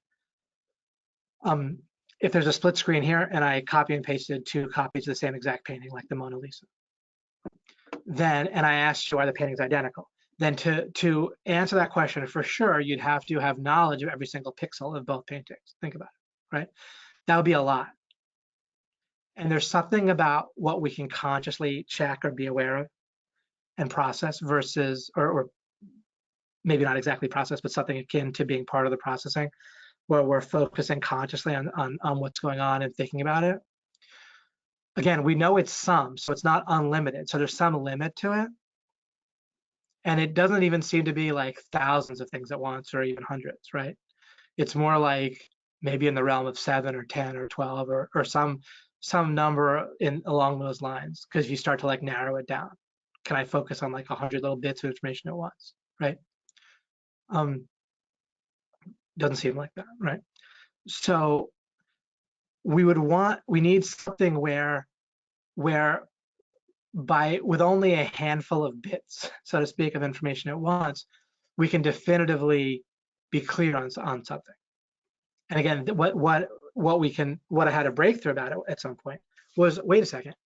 So if I'm trying to see if things match up, if I'm trying to like look directly at something and see what it is, then I need to be aware of every pixel. But if I have two totally different paintings, the Mona Lisa and some other painting, dogs playing poker or whatever, I can glance at those and be certain in a way that, again, the opposite. How do I know that I'm certain in a way that can't be wrong? Well, the opposite of it is ridiculous, right? Really? Are you going to claim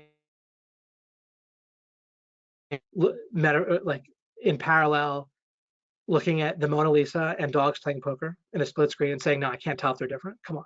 Yeah, they're different, right? If I'm looking at a lawn, of grass, I might not be able to identify how many blades of grass there are. But if someone asks me, is there an elephant on it? Or does there seem to be an elephant there? I'd say for sure, there doesn't seem to be an elephant there, if there isn't, right?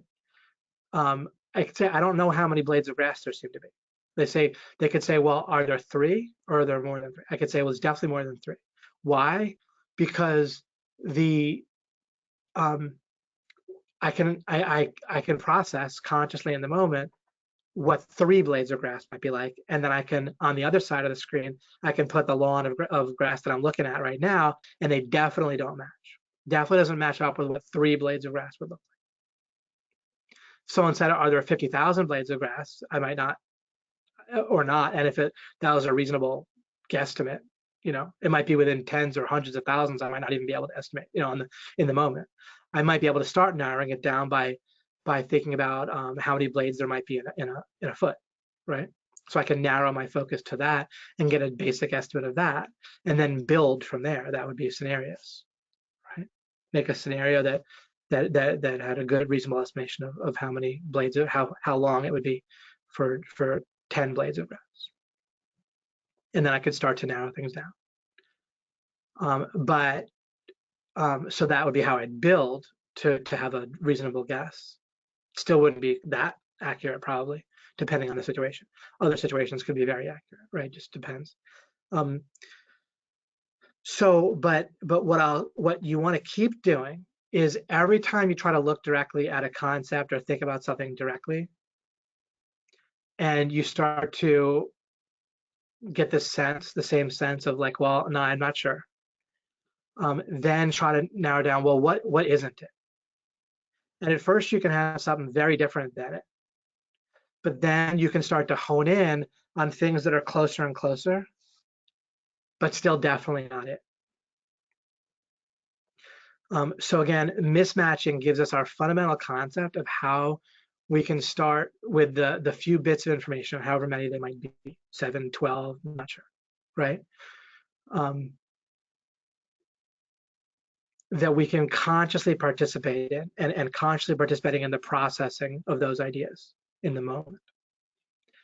Mismatching gives us the hope or the ability to just use using a few bits of information to be certain. Even something like 2 + 3 = 5, we can be clear on it by, all right, well, 2 is not 3, it's not a fraction, it's not 1. Okay, I'm getting what 2 is, right? Same thing with 3. Like it's simple enough that that I can eliminate that it's not anything but what it is, right? It's units, and it's not 4, it's not 2, right? It's 3. And then with 5, you can kind of narrow down to do the same thing. That all kind of happens in the blink of an eye, so to speak, or we've just associated, but in a way that we can, and so we instantly think 5, but we can check it through mismatching.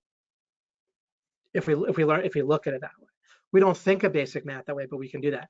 And then how do you build larger sums and then multiply and so forth is actually a process that's the same as scenario-based thinking, right? You do what? You start to make blocks or pieces like that you can put together, like tens, right? You make tens out of units, right? And then out of those you can make hundreds, and then you put in more tens, and you can put it in and make hundreds as another unit, and you start to build the meanings of what 10 means, what 100 means, and in doing so, you can do all sorts of things that in the end have a lot of pieces. We might call them complex, but another way it's simple, right? It's kind of complex if you look at it one way, but simple when you break it down, because you are carefully adding blocks or pieces to your scenario one at a time.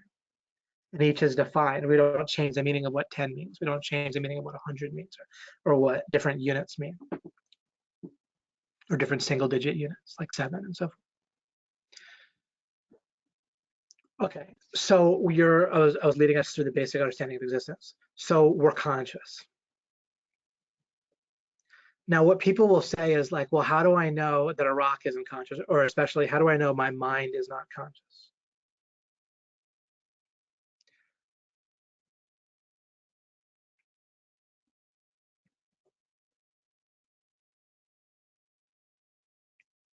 So let's build what we might mean by our mind. So you're conscious of something, some stuff, right? We eliminated omniscience, we eliminated total non-consciousness. For a moment now, we'll build the meaning of you, your self-identity, as that which is conscious. And we'll create a category of things that can be conscious called beings right now. I'm not dictating what these words mean every time they're used outside of this conversation. Right? People can use the word being to refer to stuff other than what I just built, the simple pared down meaning of what I just built. They can use the word you or whatever, right? Self-identity, the self pronoun, whatever, to mean different things. So again, I'm not defining this for culture at large. I'm defining it for how I'm talking right now. And I'm also defining it as a concept that you distinct from other usages of the reflexive pronoun and who you are and so. Okay, so you're aware of something. Now, there could be still total chaos in the sense that your awareness could just be like noise, like static. In that case, you'd have no coherent thoughts, no continuity from one moment to the next, no power, no free will, no nothing. You'd just be aware of noise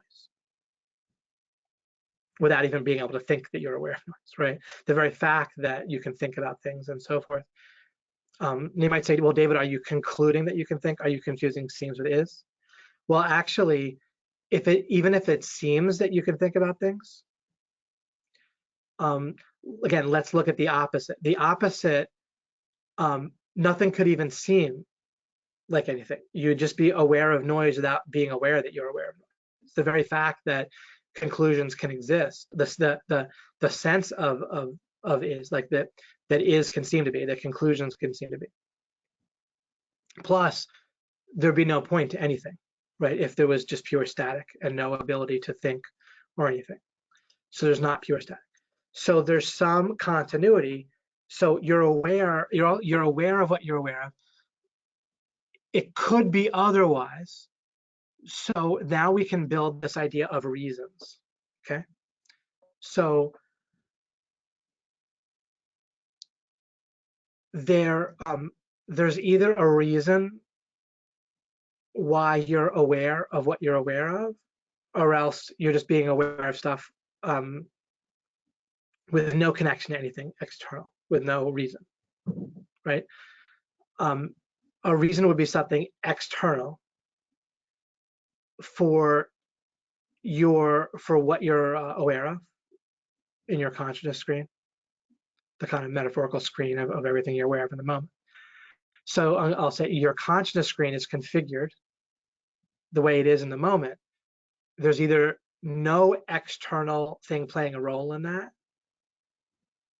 external to you as a being that's just aware, right? So far, you have, in our definition, we haven't constructed any characteristics of you as a being, of you as that which is aware of what you're aware of, other than that you're aware. So when I say external, I mean not just the physical world, but external to you as a being that so far is just conscious.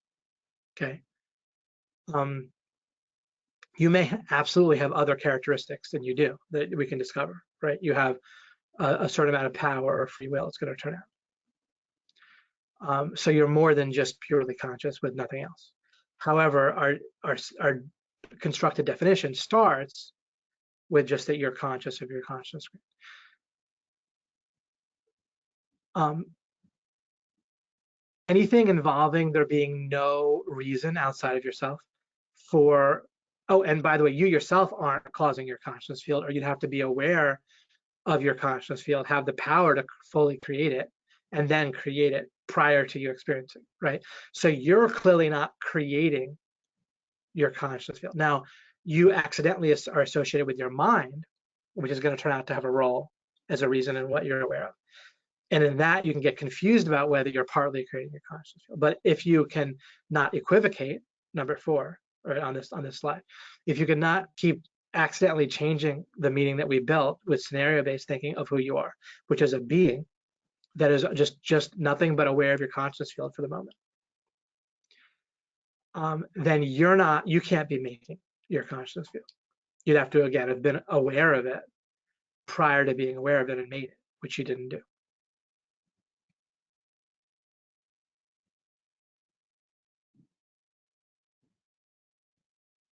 Or which isn't the case, I could say.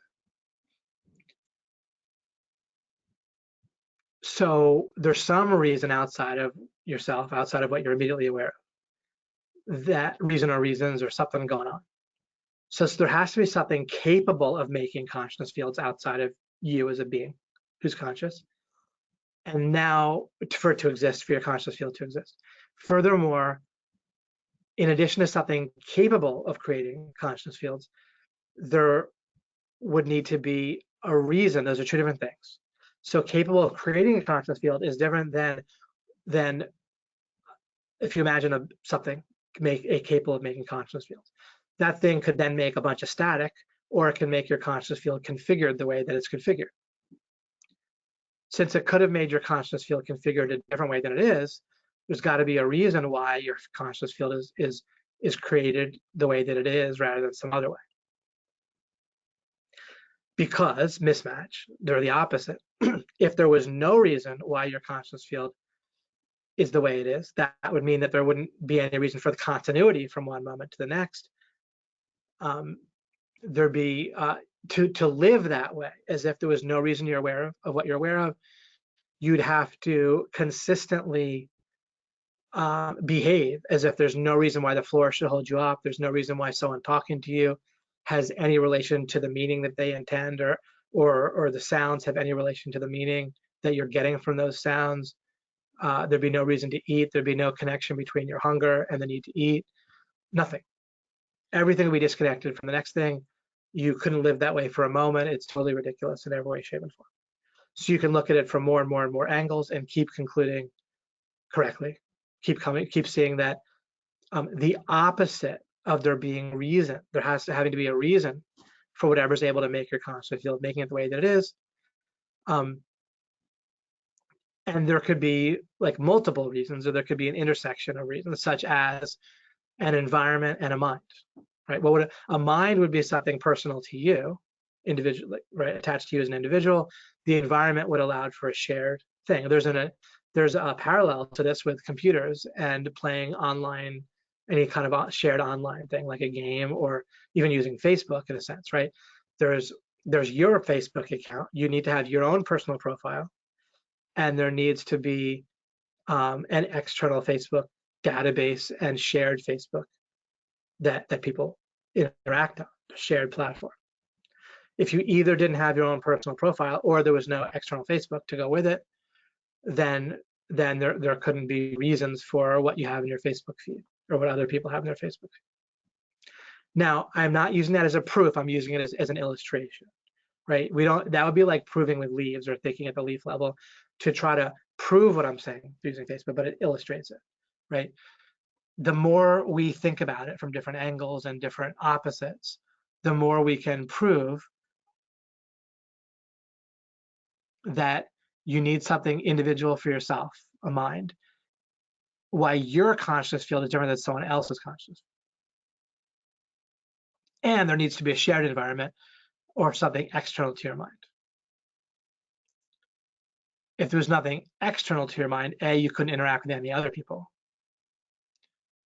And B, like even if you're playing a single player computer game, there needs to be some sort of representation of who you're playing, even if you're just like controlling a platform where there are balls bouncing off, or whatever other names there are for that type of game.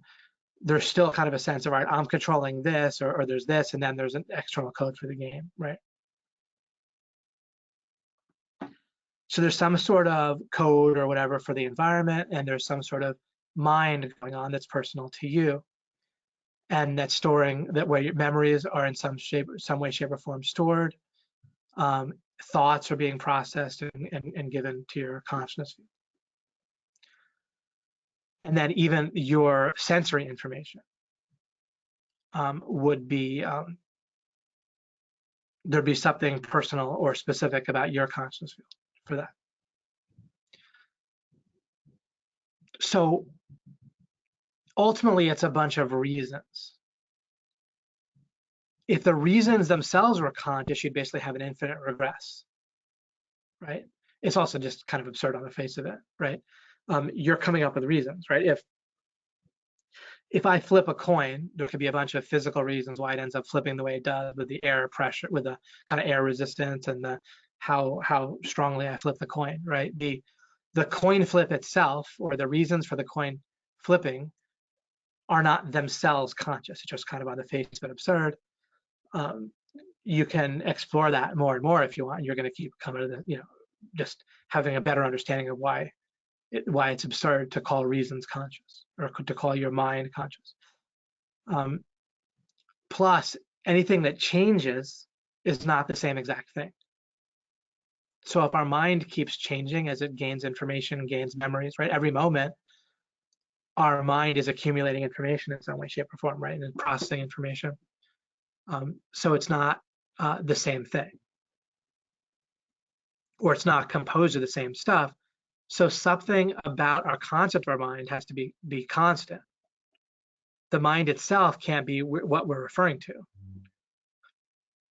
or anything that changes can't be what we're referring to with our word, our mind.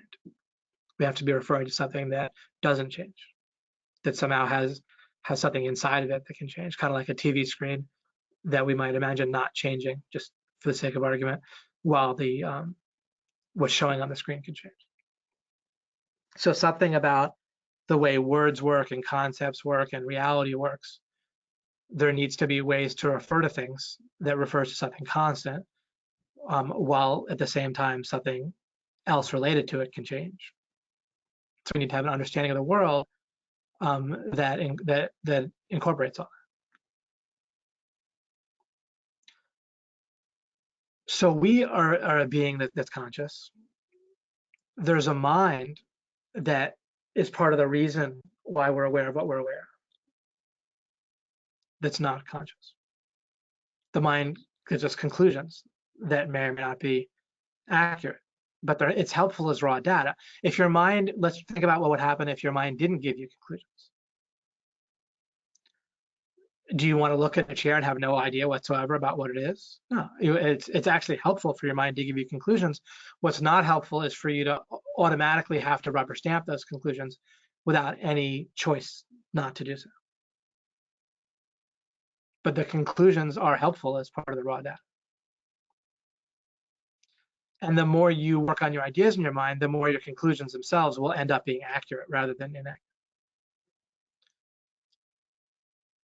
Now, there's another massive thing that we can realize about our consciousness field, or our experience of life, whatever, as a being, our conscious experience as a being, and that is that it has variable value to ourselves, and that we can feel better or worse.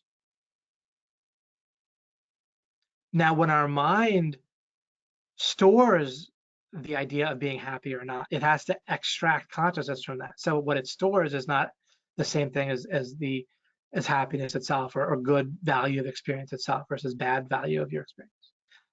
But it's absolutely integral to your experience and to your thinking about it, and then to your life, that there's a variable nature to the value of your experience. There could be no sense of goals or doing anything. There would be no point to anything if there was not a variable experience. Plus, it's not how things are, because you can imagine what that would be like. Everything's neutral. Friend gets cancer, diagnosed with cancer, and you couldn't possibly tell the difference between that, that seeming to be better or worse, right? Someone hugs you versus punches you in the face. There would be no concept of whether that could be good or bad. You wouldn't have a concept of good or bad. Even the idea that we can think about the idea of good or bad, even if it's flawed as we think about it or confused as we think about it, we couldn't about good or bad if all experience was neutral. So it's clearly not neutral. Even if there could be events that we classify as bad. We can back off of something like someone getting diagnosed with cancer, right? But you can be trying to learn something and not get it right away, and that could feel very bad when it doesn't necessarily need to, right? If we looked at it the different way. I could be trying to play a video game and my character can die, and that could feel really bad or not feel so bad. And it's probably more constructive for it to not feel so bad, right? If the whole thing was framed in a certain. So whether or not we need to feel bad based on a certain set of circumstances seeming to happen or actually happening is a separate issue from the fact that they do sometimes feel bad or things do feel good.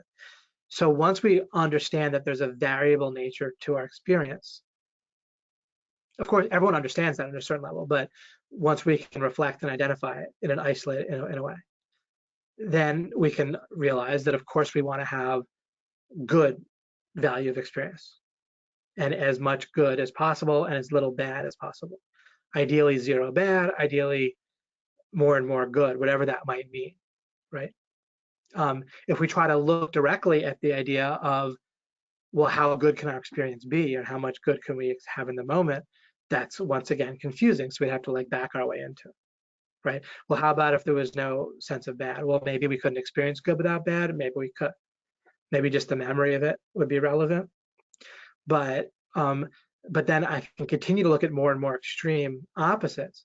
Well, is bad necessary? Well, I'm certainly not going to go out and like punch my mom in the face, right? Just so that she can experience supposedly more good by contrast, right?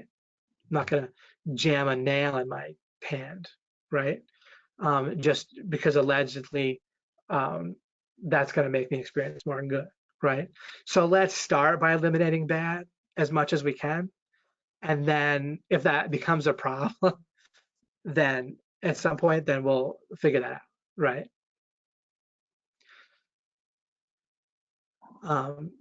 But until and unless it becomes a problem of having like less bad in your life and causing less bad for others, then let's keep eliminating, right? So at least we can come to that conclusion based on mismatch, right? Based on looking at more clear opposites until we get some foothold.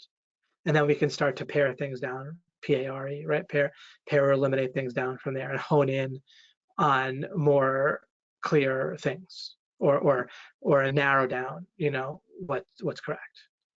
But we can start with a very just narrowing out extreme, obvious wrong things. And that's a great start.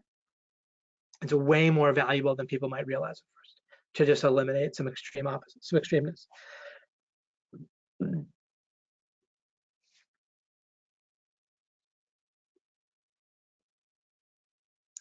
Understanding that God exists and the basic nature of God is not far away as we continue along this path. So we want to have more goodness. Now, that's one thing. Now, backing off of the idea of goodness for a moment, in addition to, we can go back to the idea of causes and reasons. When we think about cause, what people do is they jump directly to thinking about the external world. And they get all confused about causes and reasons and how that works, and maybe the universe can cause itself and so. When we narrow things down to something more simple, which is our consciousness screen, then we can understand we're not creating it. Something has to be capable of creating it. If nothing made it, it wouldn't be there. Or if you want to explore the idea, well, could it pop into existence with nothing, creating it, and then continue to pop into existence at every moment in a coherent way? You can work through that to whatever extent you want to, and it's going to turn out no, right? It's going to turn out no, something has to make it that's capable of making it. And there have to be reasons why it's the way that it is rather than something else. So whoever's creating it and continuing to recreate it every moment, because there's no one it. Our consciousness field keeps changing every moment. So it has to literally be recreated every moment, just the same way your computer needs to recreate what's on the computer screen every moment.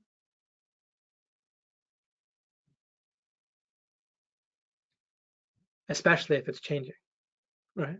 Even if it isn't changing, it has to stay lit up, right?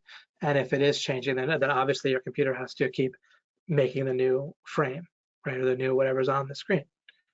Same thing with your consciousness field. And then there's also reason, given that what's on your computer screen is coherent to a certain degree. Even if it's not fully coherent, if there's any coherence whatsoever, there have to be reasons for that happening.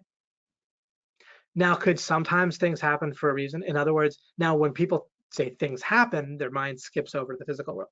If we stay focused on our consciousness screen, then we can phrase it this way: can sometimes things pop into your consciousness screen for no reason?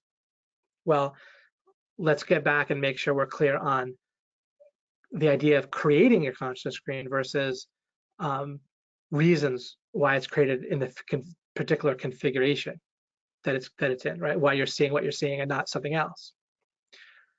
It can't be created by nothing ever. So always there has to be something that's capable of making it.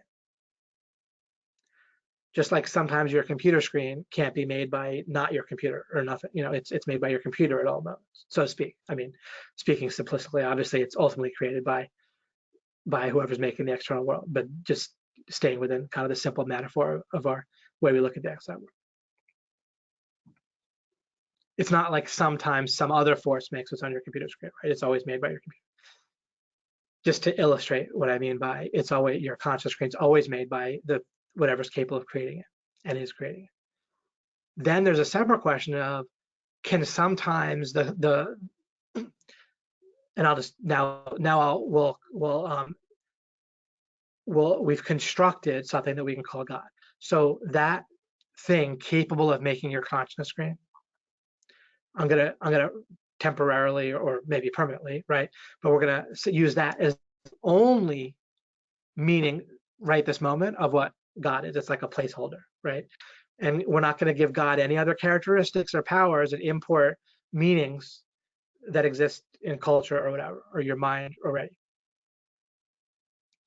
If you want, you can modify it, call it basic God or conscious field creator God, whatever, if you really want to. I'm just going to say God for the sake of not saying too many syllables, all right? But there's a validity to, using a modified, or a couple modifiers before the word God, if you want, when we just defined it, given that it has other extraneous meanings in culture, but whatever. But I'll just use the word God. So can God put things in your consciousness field sometimes for no reason? So first of all, is everything that God puts in your conscious field no reason? So we'll look at all first. All things in your conscious field happen for no reason. I actually already did look at that, and that's absurd after absurd after absurd. So no. The idea that nothing in your conscious field is there for any kind of reason, including, that would mean no continuity between last moment and the next moment, right? You'd for sure have no power, no free will, and therefore God would be whatever bad, in addition to all the other absurdities, then any bad that you experience, God would just be putting in there gratuitously, just for the sadistic pleasure of making you feel bad, which wouldn't be how God would operate. God would end up being aware of what's in your conscious field. God wouldn't be able to be deceived in the way that we can, and only if someone is deceived and confused and has contradictory ideas would they want someone to experience bad. At which point, naturally, people would come to the question of theosophy, or why is there evil and why does put God in? Well, for sure, not for no reason. Start there, right? We'll get to the full answer in a moment. But one of the many absurdities with everything in your conscious field being there for no reason, besides it being absurd for many other reasons, is that God would be just torturing you for no reason sometimes.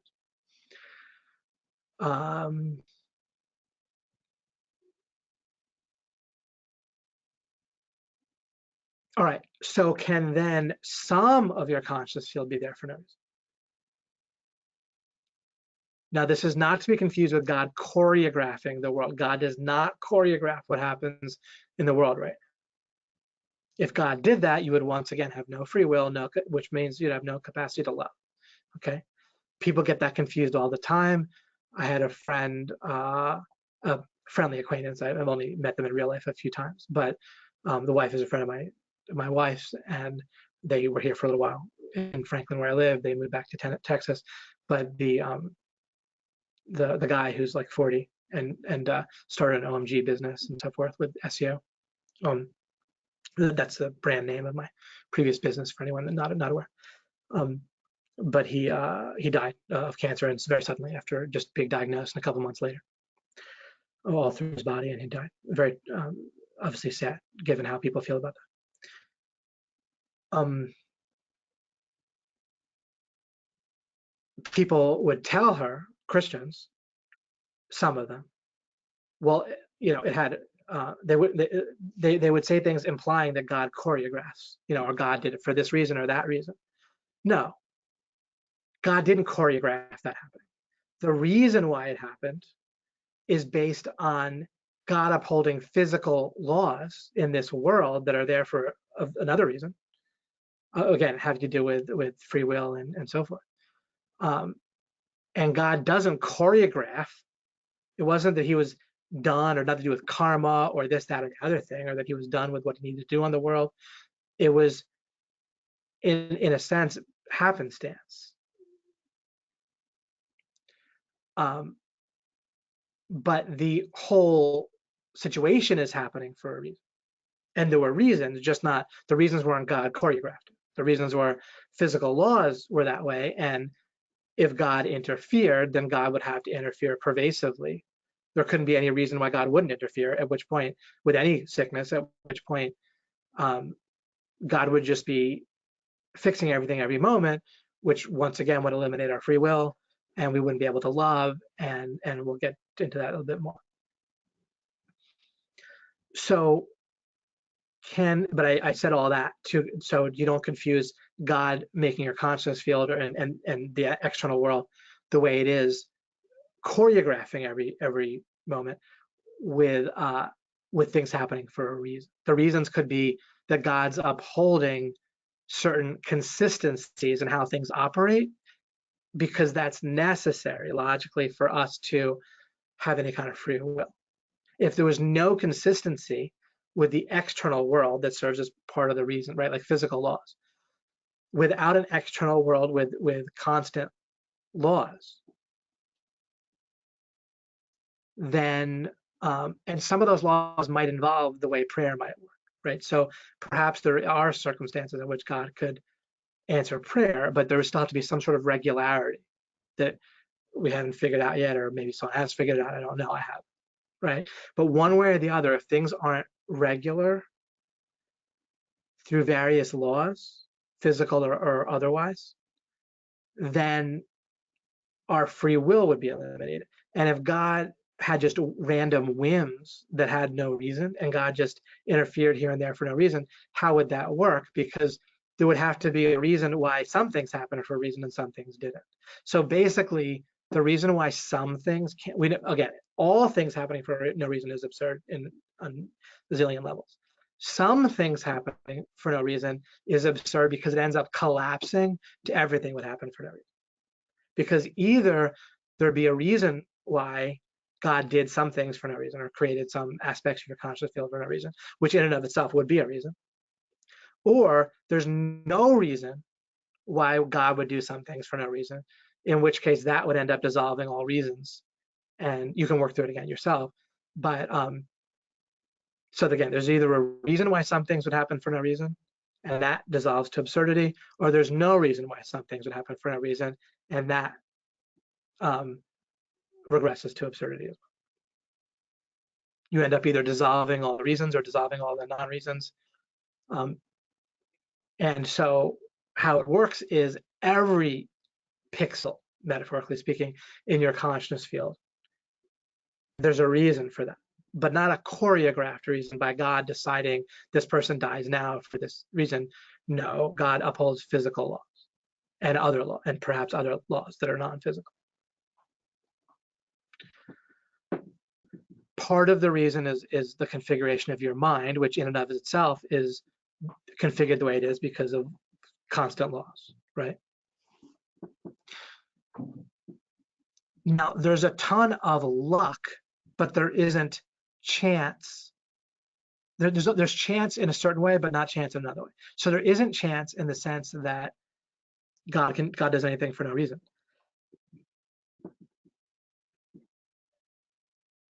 There isn't chance in terms of no reason, but there's chance in the sense of because we have limited knowledge, limited awareness, very limited knowledge and power, then all sorts of results in life, including results that you intend or results of goals that you pursue, whether you're successful or not, and so forth, are the results of all sorts of things that you don't have full and perfect knowledge and power of. And you can't have power over something without having knowledge of it first, right? So for starters, you'd have to have knowledge of something. It's the same type of thinking about whether you create your own conscious field. You'd have to have full knowledge of it plus the power to create conscious fields in order to create your own conscious field, which you don't have either. Same thing with achieving goals. To the extent that you don't have perfect knowledge, you can't even have power in the first place if you don't have knowledge in the first place. And then you may not have the power even if you have the knowledge. So there's a lot of luck involved wherever the limits of your knowledge and power. However, regarding what's ultimately important, you do have power and knowledge. We can simplify things in a profound way. I mean, ultimately, you can just come to the realization God exists. God wants things to be better than perfect bliss, or else we'd already have perfect bliss.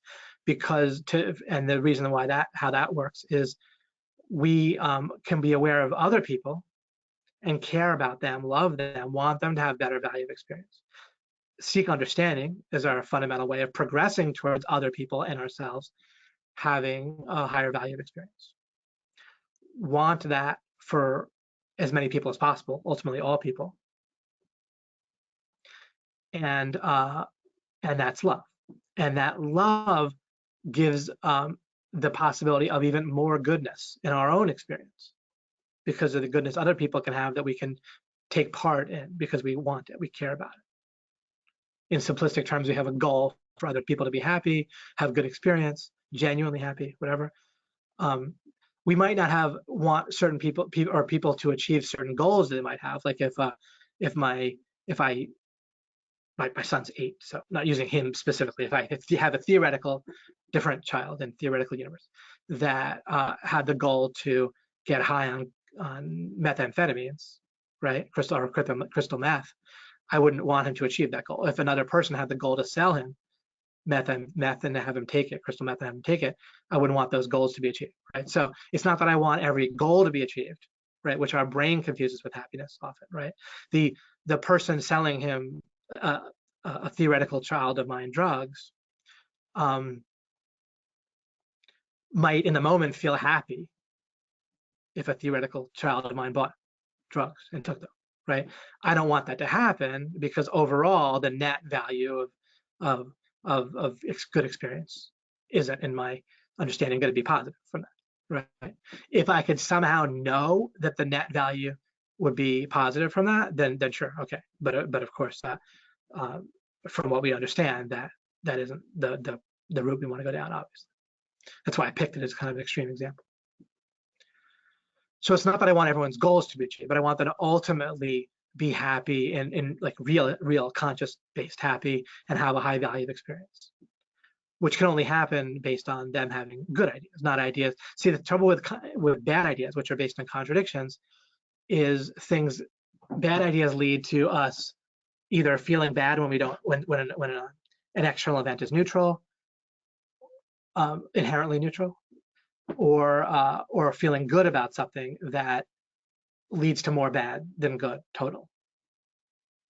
Even something as simple as this, I don't have this perfected in my mind, but ideally, the only eating that would make me feel good in the moment is what would also make me feel good most good net throughout my presumably just life on Earth, right? At some point, when there's more to existence than just this one life on Earth, then what I eat probably wouldn't matter. But at least for that life. So I would want that to match up, just to kind of give a simple illustration, right? That would be ideal, right? If what we felt like eating in the short term gave us the highest value of experience in net.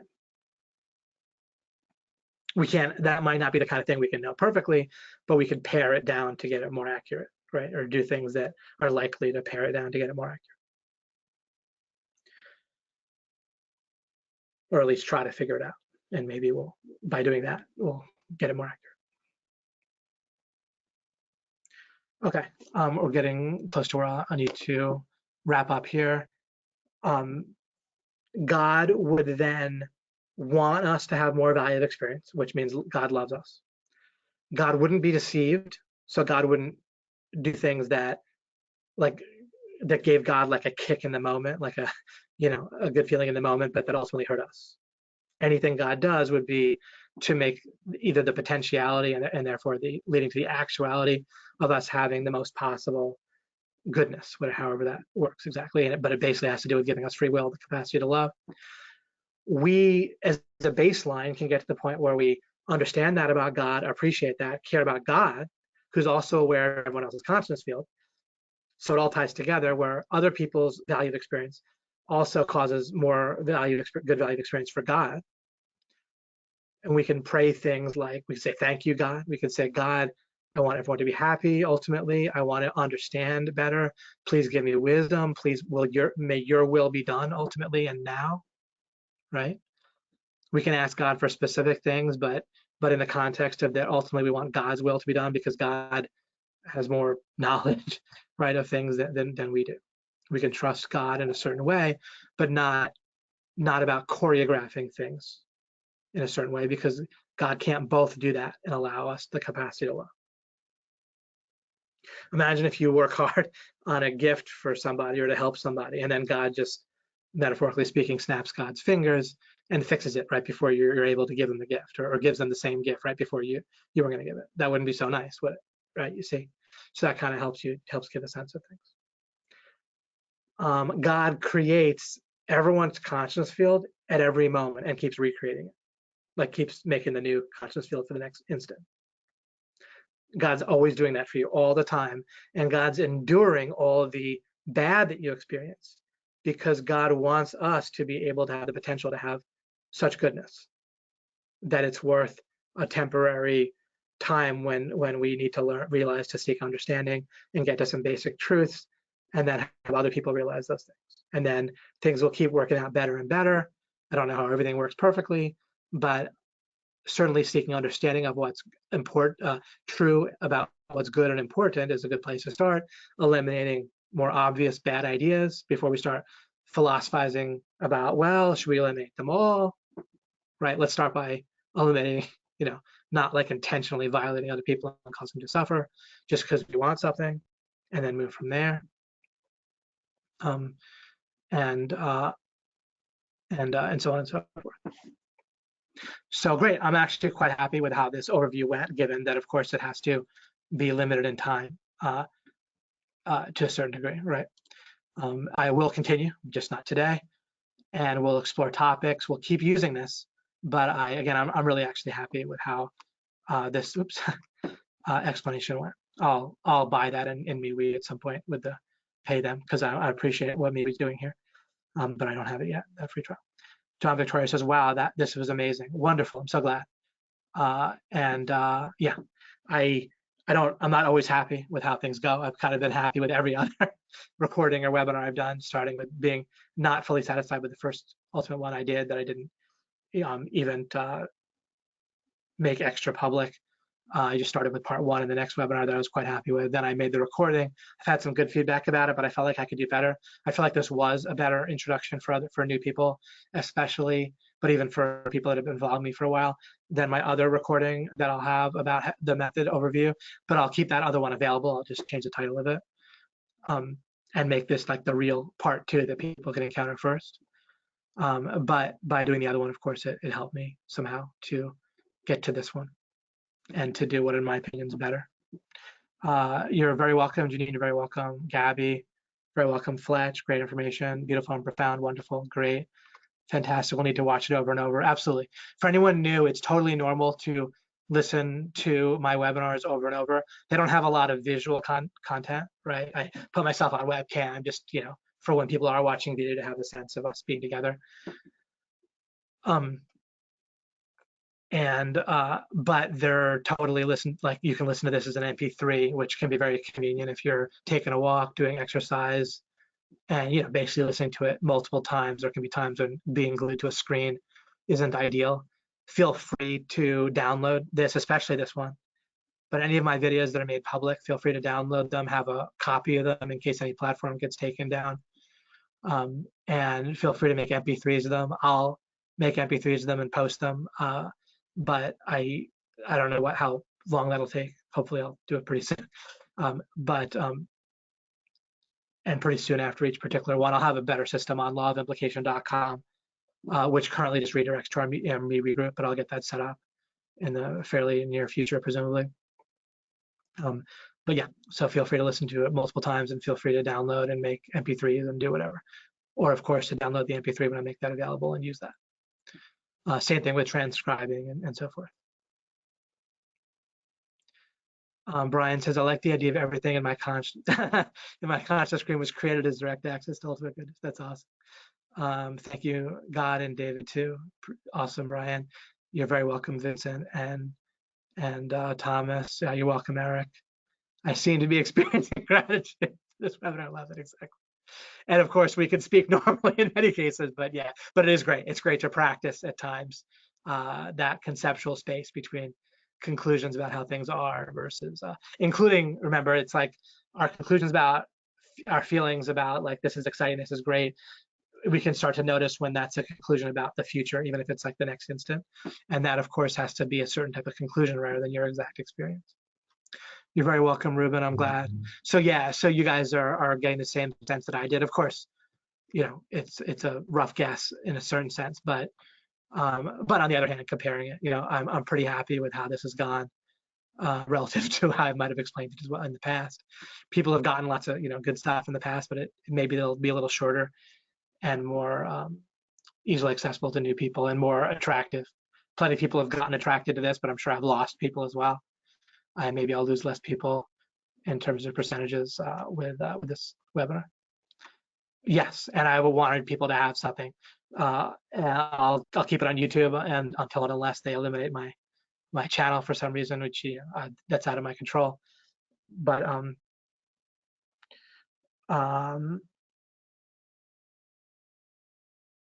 if you're listening to this in a way that's not right on there, and just law of implication, lowercase one word, I'll have the channel there, and I'll have that on Rumble, and generally that'll be like on MeWe. It's the same thing, law of implication, one word. So great, awesome, guys. Have a wonderful weekend, and I'll very possibly, I'm not sure if it'll be next week or the week after, and then we'll have Fletch once a month discussing things as well, and this could maybe be some great fodder for discussion. And we'll continue soon. Take care, guys. Have a wonderful weekend. If you're watching the Super Bowl, enjoy that. And may both teams win. Kidding around. All right, take care, guys. Bye.